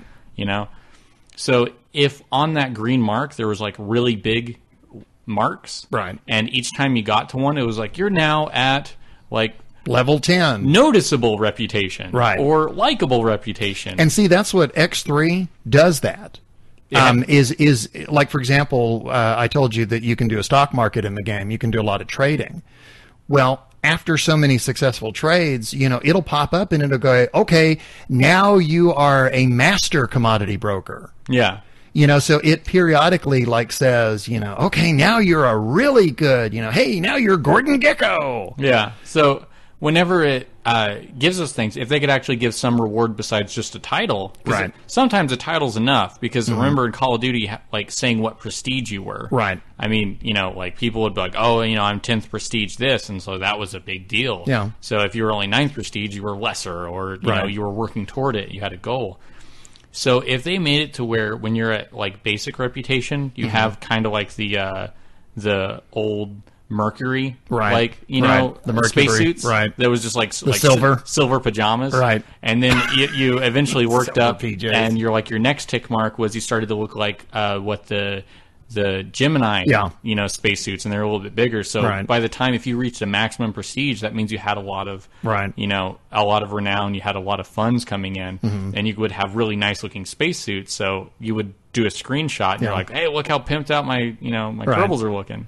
Well, to me, I mean, it's like, I would do contracts, and then I would go and I would look at reputation, and I'd go, well, okay, it's a little different shade of green, but what does that mean to me? I don't know what that means. And then I go to the missions, and there's still a lot of test this part. There's there's a lot of go to the mine. There's it's like I did the rescue a stranded Kerbal in orbit mission, and it said that the reward on it was extremely high and whatever.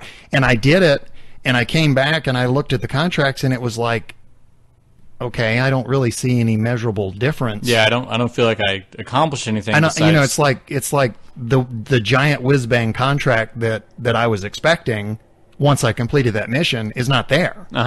There's still a lot of go test this part and go fly this and again, I mean, I know I keep saying this over and over, but as implemented, reputation right now means nothing to me. Yeah. Another cool thing is if your reputation went up, you'd have, like, whenever there's a launch, there'd be little Kerbals in the background, like cheering you on or something. Or... I would like it if when you unlocked, when you reached a certain level reputation, I would like for it to show you which contracts are out there, but you don't have the reputation for, and it tells you how much reputation you need. Yeah. Because then you have an idea of what you're working towards.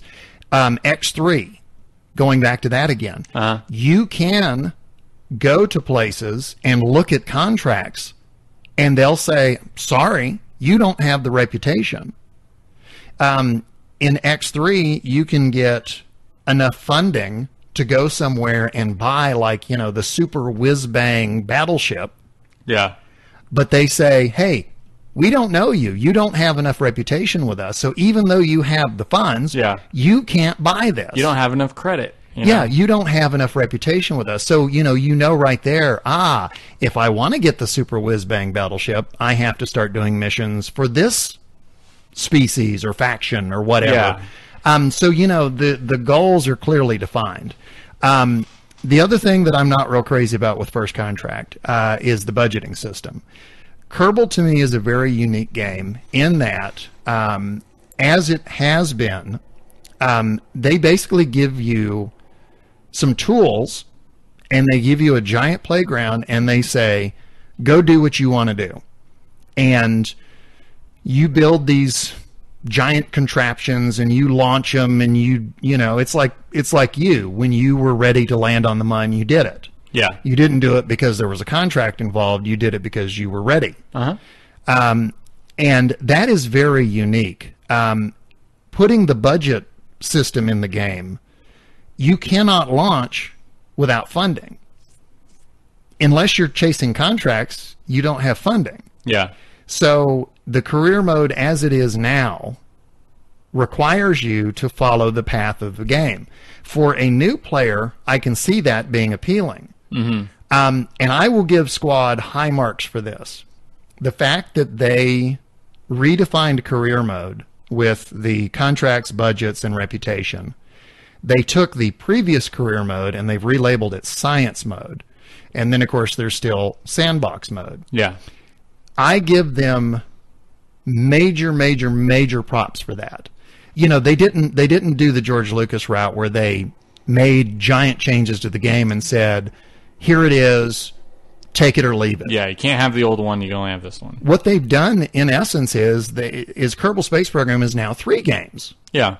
It's still the sandbox where you have all the tools without the reward, obviously. There's no, you don't gather science or anything. Then you've got the classic career mode, which is now science mode, which allows you don't have to worry about budget and you don't have to worry about reputation and contracts. You can still go out and get science and you can still level up your parts, which I tend to do over and over and over. And now you've got the new career mode. Again, I don't know if I'm in the minority on this. I can't imagine going through the current career mode that often. Funding to me, contracts, reputation, all of that seems like unnecessary complications, or it seems like an unnecessary layer added on top of a very unique game. Yeah. So, I don't know. How do you feel? Well, I think that this is what can happen when you play in an alpha of a game, like whenever you're along for the ride, is especially in a game where you can make massive progress. Right. You can get attached to playing a certain way, and that's one of the dangers of coming into a game as it's growing, is they could change a part of it that you may not have liked more or less as you're playing, but since it's the one you had, you like it more. Right. So I think what I'm trying to do is I'm trying to go in each time I play and each time they make a change, I try to walk in like, what if I didn't play it the previous way, and what if I played it this way? So I started off with the contracts, but I wanted to experiment with it since I already knew how to play the game, and I made 2 different career modes. One was, 0.24 tryout, and one was unforgivably bad. That was the name of it. You actually named it that? Yeah, unforgivably bad was where I try as hard as possible to never succeed in anything and see if I can ever get stuck in the game. Mm-hmm. So, you mean go bankrupt? Yeah, go bankrupt. Okay. So I was building like impossibly, like there's no way these things would work. I was building sub-assemblies so I could quickly build expensive rockets that were going to explode. And I was putting... You were planning to fail. Yeah, and I was putting command pods on top of all the side boosters and putting Kerbals in there. So basically it was a giant, like, exploding... Death trap. Like, giant exploding party bus. Right. And so I would launch these super expensive giant exploding party buses, and they would crash into the ground, and like maybe a couple girders would survive, but otherwise everything would blow up. Right. So my reputation would tank, and my funds would run dry. Mm-hmm. So the thing I found out is you can't go in debt. Like you go down to $0, but you can't go into debt. Right. So I would actually like to change my current financial status over to Kerbal financial status, and I'll never have to pay my student loans. But if only the real world worked that way. I'm now on the Kerbal currency system, so I don't owe you any money. Yeah, because explain that to the bank. I don't have any money to take. Yeah, so you'd be at 0. The only way you could get money is by taking on contracts. Mm-hmm. So you start to take on contracts that you can't complete because you're not getting enough money to complete those contracts. Right. So let's say you take on contracts 1 through 5, and you get the money, and let's say you just have a disastrous launch and everything gets blown up, and you have 0 money. Mm-hmm. You take on contracts 6 through 10 and get their startup money because they give you a little bit of money at the beginning. Right. I was using... what you're supposed to do is use that money to complete those other contracts, right? And those will succeed and give you more money, and then you take that money and start and work your way back more up. Money and more reputation. Yeah, so like you try to rebuild your reputation and your funds by using like future money to complete current things. So it's like you're taking out a loan almost. Well, if you wreck those and spend that money and waste that reputation, you end up having no new contracts because I was letting them either time out or I was just not doing them.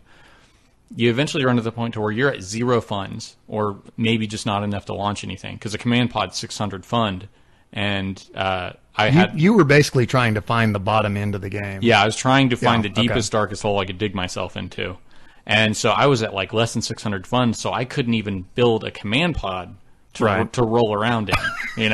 I had nothing. I couldn't even afford a place for my Kerbal to live. Right. So, and I couldn't take on more contracts.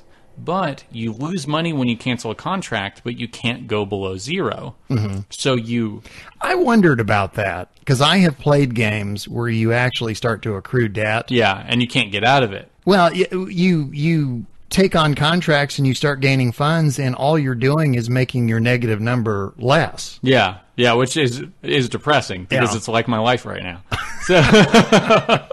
So, do you need a hug? Yeah. So if you cancel, I would cancel contracts 1 through 10. Mm. I would just cancel contract, and they would take funds away because I canceled the contract. And we understand nobody's going to play the game like this, obviously. Yeah. But this was just an experiment. Right. So I canceled all those contracts, and they took away all the startup money they gave me for those. But since there wasn't anything to take, here, give me that. I stayed at 0. Right. And then I started up all the contracts again and got my money back. Right. That is not to say that you can keep accepting, then canceling and accepting to make money, because they take away just as much money as they gave you at the beginning. Right. So if they gave you that would be a neat glitch, wouldn't it? Yeah, they gave you 500 fund to start a contract. If you cancel it, they take away 500 fund. Right. If they give you 500, you spend 500 and then cancel, you're fine, because they'll take away nothing because you have nothing to take, and then give you 500 when you restart it. Right. So, is it possible to get completely stuck in the game? The only way I could see it being possible is if you got contracts 1 through 10, wasted all your money, and the amount of money you'd get from restarting them wouldn't be enough to complete any of them. Basically, you would have to work really hard to get stuck. The amount of work you have to put in order to get to where you're stuck. So it's possible, but not probable. And it's even barely possible. Right. So they were really good at making sure that like all their bases were covered, as in somebody couldn't get stuck, which is what we talked about being afraid of is I don't have enough money to continue the game. I have to restart or just quit altogether. Well, what I got frustrated with, I talked about that grind. Yeah. I was doing contract, and I got kind of bored with it because, I mean, a lot of the contracts were, take this part and go to this height and go this speed. And I was doing a lot of those, and I was just getting bored. Yeah. It was just grind. Oh. And I finally decided, okay, well, just for grins, I'm going to do something just for fun. I'm going to do something that I want to do. Yeah. And so I launched a ship, and I, did whatever I, piddled around, did whatever I did, and came back. And I said, okay, now I'm going to launch another ship. Oh, not enough funds. Yeah. Well, obviously, now I have to go back and do more contracts. I went back to the contracts, and it was like, don't want to do that one, don't want to do that one, bored with that one.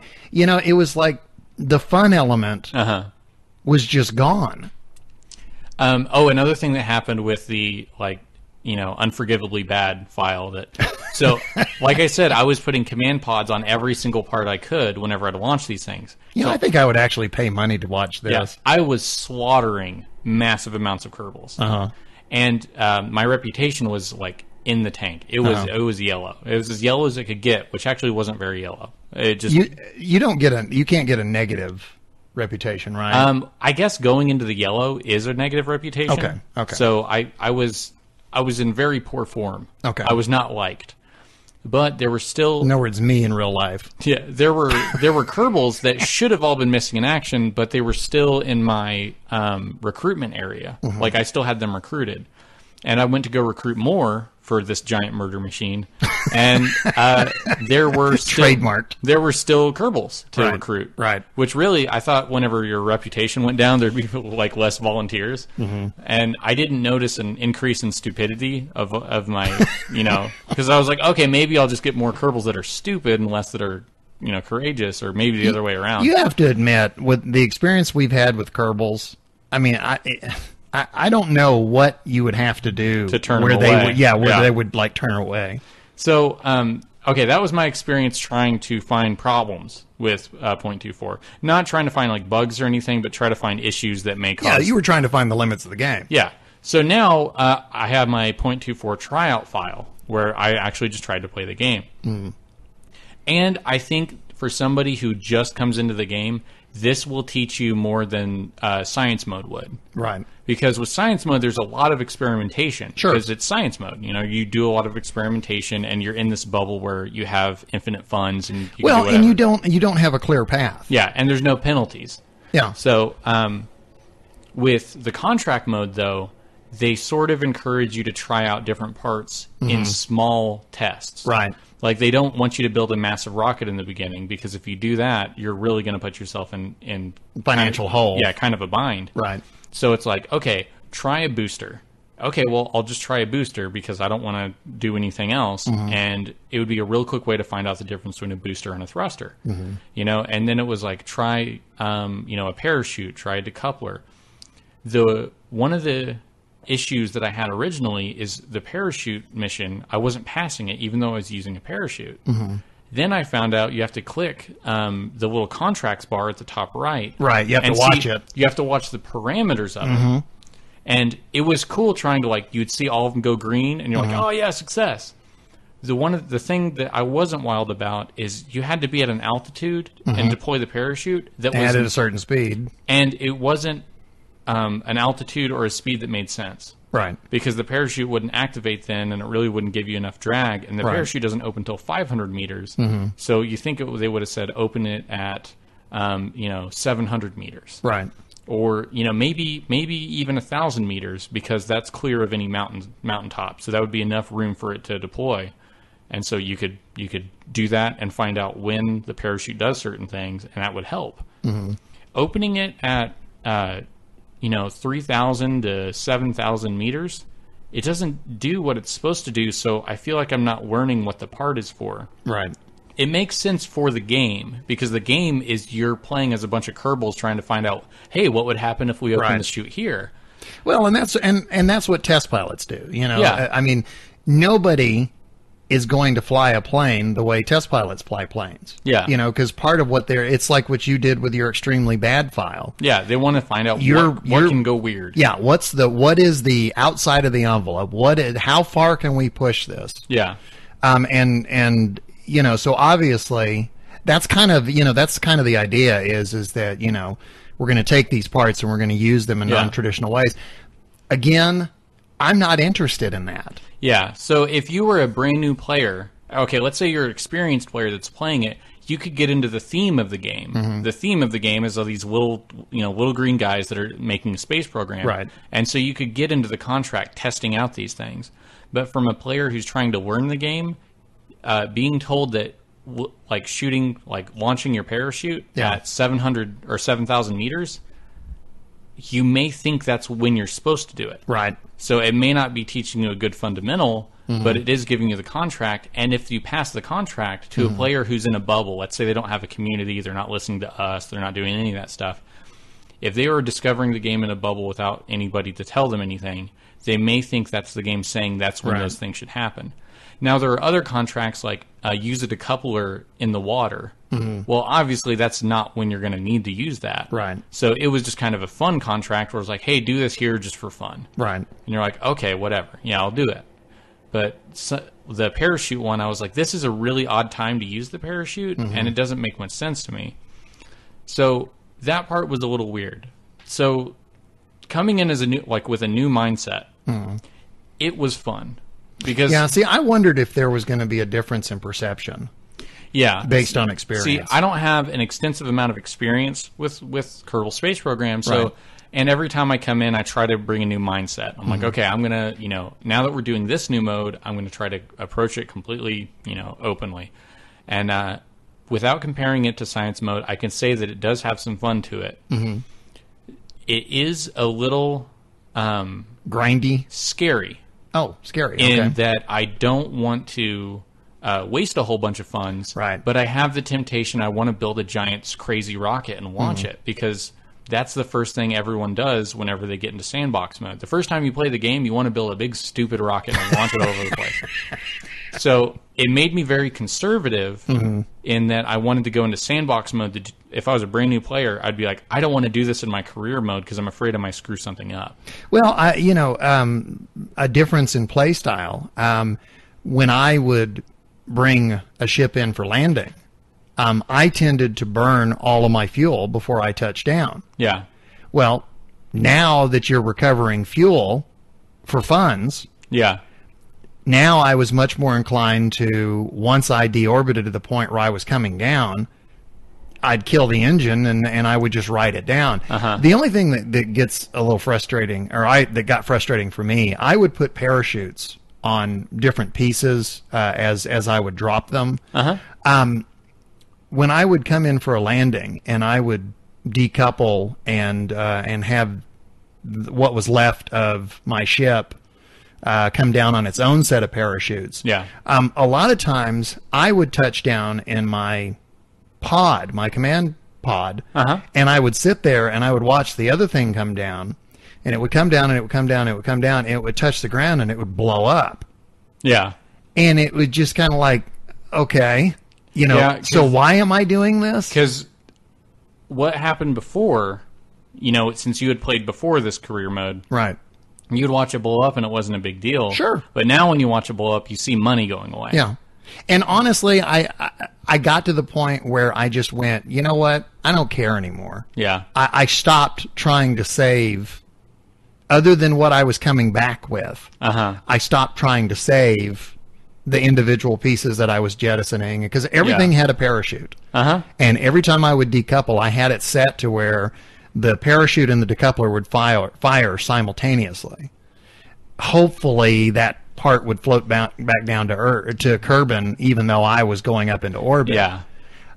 Again, the reward from that was just not there. the motivation for that was just not there. And you're spending more money for the parachute in order to save a part. And so if you lose both, you just lost a parachute and a booster instead of just a booster. Yeah. So whenever I think the reward system as is off. It doesn't. And again, that's my opinion. I mean, and again, I may be in the minority.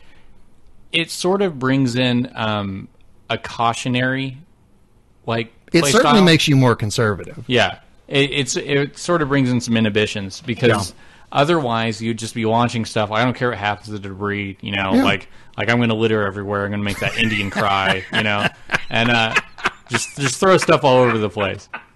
And that was a good tieback. Okay. So I haven't thought of that in years. Very good. You want to, it almost makes you afraid to do certain things because if I mess up, this could cost me. Yeah. Now, and see, again, I keep hammering on this, but Kerbal is a very unique game in that it's an open exploratory kind of game. It's a game where it says, here's tools, here's a playground, go play. Yeah, because I can't tell you how many times in like Minecraft, your guy would die and all your stuff was with you, and it might have been lava that took you, and you're just like, you know what?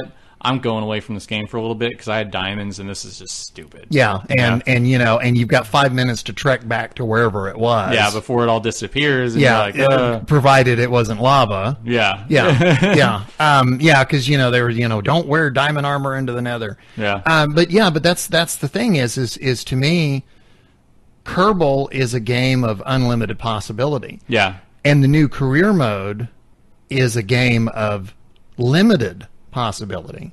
I think if you're a brand new player coming in, that career mode is going to be fine. Yeah. If you're I can see people playing through career mode a couple of times. Yeah.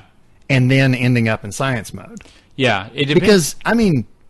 Because dealing with budgets and reputation and contracts, it does get to be it's an extra layer on the gameplay that to me doesn't need to be there. Now, if you revert, you get everything back. Right. So there's always that to where you can try to build a giant, crazy rocket and launch it. And I give them a lot of credit for now you can do individual saves. Yeah. Big credit for that. Yeah, that is a big one. So like you launch the rocket, and if it doesn't work out, you revert, go back to vehicle assembly, and your money's not spent. Mm-hmm. Now, we had a listener that wrote in that they said they don't revert. Right. So if somebody's stuck in space, they don't revert back and rebuild it with more fuel.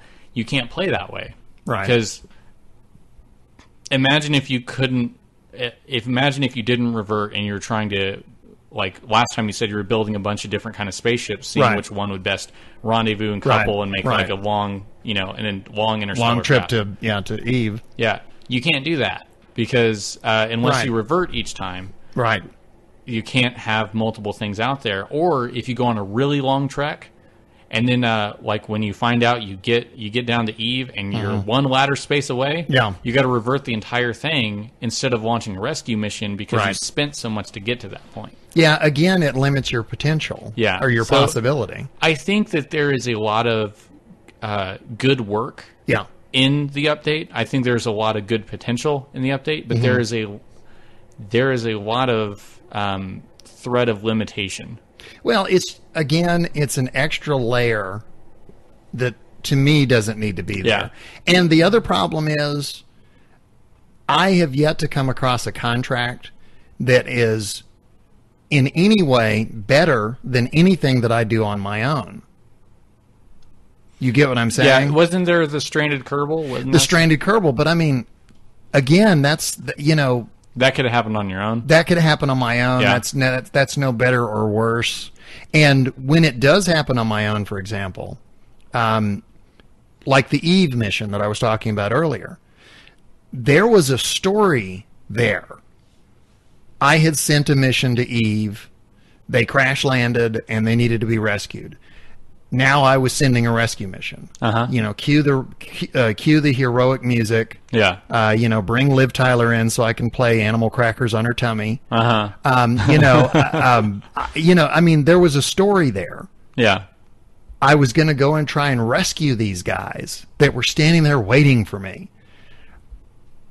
Rescuing the stranded Kerbal in space, it was like, where did he come from? And don't get me wrong, I'm not criticizing the game for, I'm not saying, you must provide me with story. Yeah. But I'm saying that they're divorcing the experience of having the Kerbal, of getting the Kerbal stranded in space yourself, kind of takes the stakes away.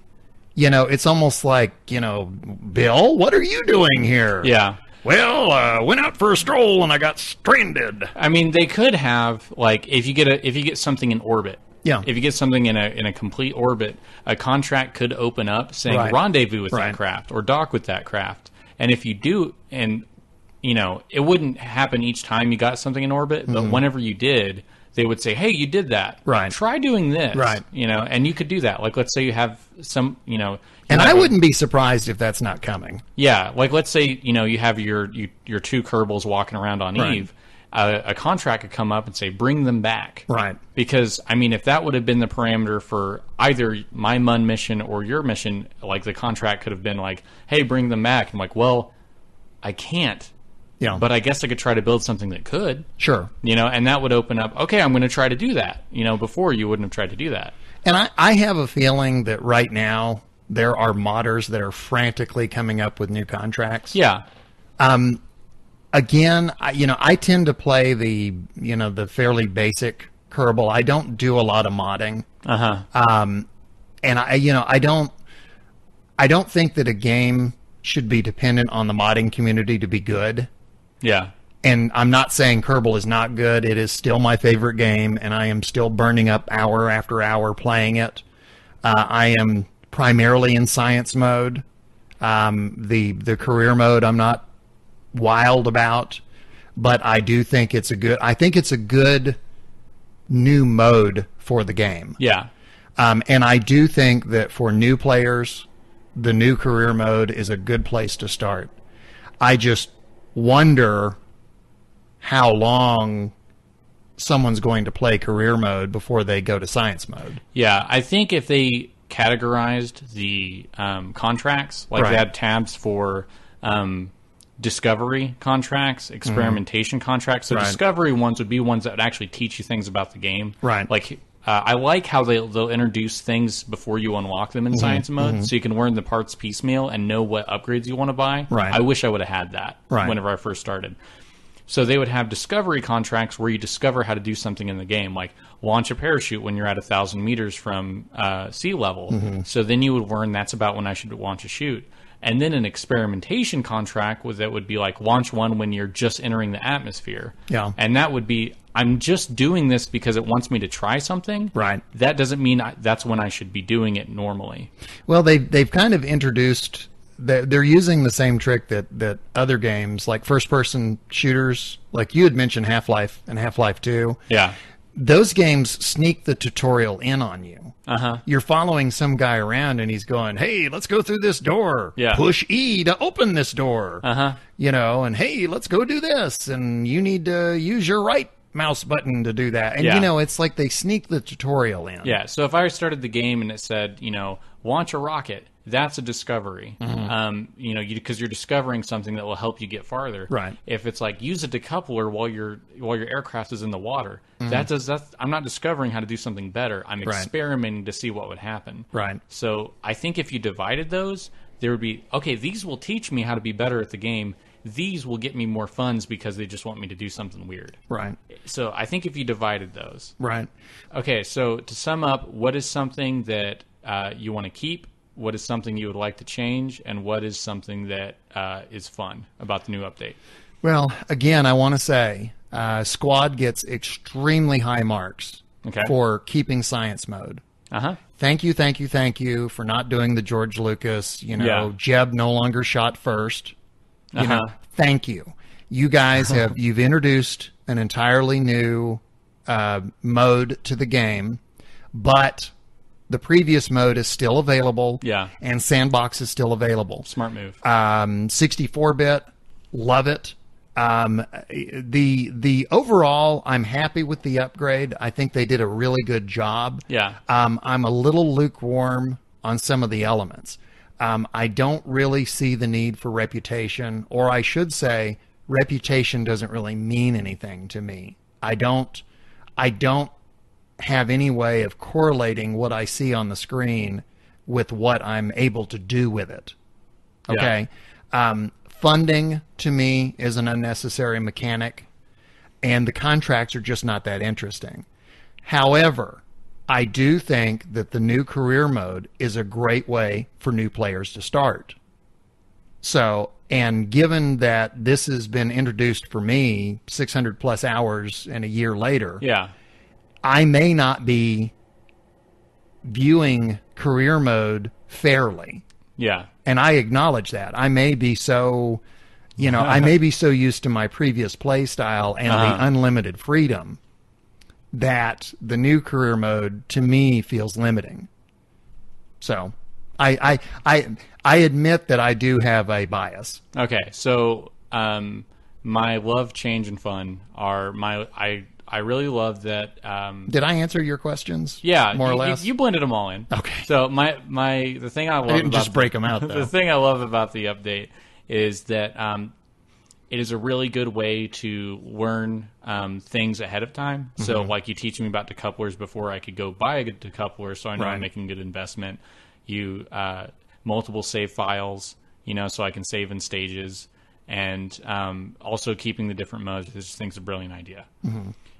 The thing that I would change is I would make reputation mean something. Yeah. Because right now it's kind of arbitrary. I could be 1 into the green, I could be 20 into the green, and I don't feel like I've changed anything. Yeah, the reward system. Yeah. Has got to be strengthened. Yeah. It just doesn't feel like I've accomplished much except for doing what I had to do. It's like on Xbox Live when you get the achievement for finishing level 1. Yeah. Well, I was going to do it anyway. Right. So now if you do something like kill this arbitrary number of zombies, okay, I'll work toward that because that wasn't in my original goal, but hey, I did it. I feel like I accomplished that thing. Mm-hmm. And then the thing that I thought was really fun was first off doing the one where I was just blowing up tons of Kerbals. But what was fun about the update, even though that's not how you're supposed to do it. What was fun about the update is actually with all of those limits, it was kind of like a less is more puzzle. Mm-hmm. Because in order to accomplish this contract, I didn't want to spend much money, but I needed something that would get me to 7,000 meters so I could do this contract without wasting a lot of goods. Mm-hmm. So I was trying to figure out the best way to do that. So it was actually kind of fun to figure out how I could accomplish those goals without and maximizing the amount of money that I would get out of the contract, like, profit versus loss. And in fairness, the new career mode does add a level of challenge. It does. Again, it's not a level that I'm interested in, but yeah, that doesn't mean that nobody's interested. Uh-huh. I'm speaking for me. Yeah. So, and there's always science mode. There's always science mode. Again, squad, you guys get major points for that. This is the way to do an update. Oh, and if anyone didn't like how their saves were converted over into the career mode, like your previous saves, you can look up online how to switch over to science mode. Okay. So, I am very curious now that we've given our opinion. Obviously, earlier in the program, we read other opinions that we got off of Twitter and Reddit and by email and stuff. Now that you've heard our opinion, please let us know what you think. Do you agree with us? Do you disagree with us? Just what do you think? We'd love to hear from you. As always, we can be contacted by email, kerbalpodcast@gmail.com. You can follow us on Twitter at Kerbalcast. And I would ask, we want you to help us spread the word about this podcast. Please go on iTunes and leave comments. Tell everybody that you think that would enjoy this podcast. Just help us spread the word. And I guess that wraps it up for But I Don't Digress. Yeah. I guess we'll go back to But I Digress next week. Yeah, we'll find something. If anybody's got a movie, we may try to check it out. I guess so. Before we wrap things up, we started a contest in the last podcast. And dadgummit, we made the question too hard. So we're going to try and make it easier this time. We're going to get you a little bit closer. Yeah. Go ahead and tell us. Okay, so the answer is one word, and each part of the clues we're giving make up part of the word. Right. There's 3 clues. The order of the clues matters. Okay, the clues that we gave out last podcast are firefly, cannibalism, and burn to the ground. Now... Burst into flames. Burst into flames. Yeah. And all of those can be found in As the Kerbin Turns. And we will give you one further clue. Each clue represents a letter. That's all we're going to say. Again, there is a $15 Steam gift card in the balance. So let us know what your guesses are. Kerbalpodcast@gmail.com. Well, we do want to toss out some thanks. First of all, as always, thank you so much to our listeners, to you who download the podcast and listen to us, and we love the feedback. We love to hear what you think of the program. We love to hear comments and suggestions. If there's something about the program you don't like, we want to hear it. In any comments you have, we want to hear it.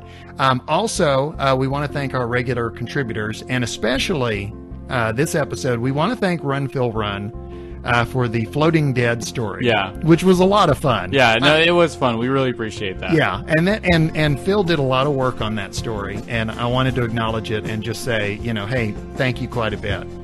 Also, we do want to thank the moderators on the subreddits, Kerbal Space Program, and also Kerbal Academy.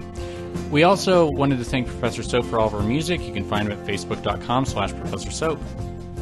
And again, don't forget, you can contact us, kerbalpodcast@gmail.com. Follow us on Twitter at Kerbalcast. You can also download us on iTunes, subscribe to us on iTunes, or download us directly. Kerbalpodcast.libsyn.com. And that does it for episode 11 of our Kerbal Podcast. Until next time, I am your LMP, Lunar Module Pilot, Biff Aldrin, and our CMP, Command Module Pilot, Nostromo. Until next time, happy Kerbaling. The latest news in this week's mission briefing. And another... Oh, I was right all over... Right on my coattails. Right on your coattails. Right on my coattails. Rawhide. We'll also read our letters, your letters. We'll read somebody's letters. Forget your letters. It's all our letters. It's our letters. I write the best fan mail. We fake the letters. Coming up in today's program, we'll no idea. It's now time for the crew report, where we read where your letters are read. It's now time for the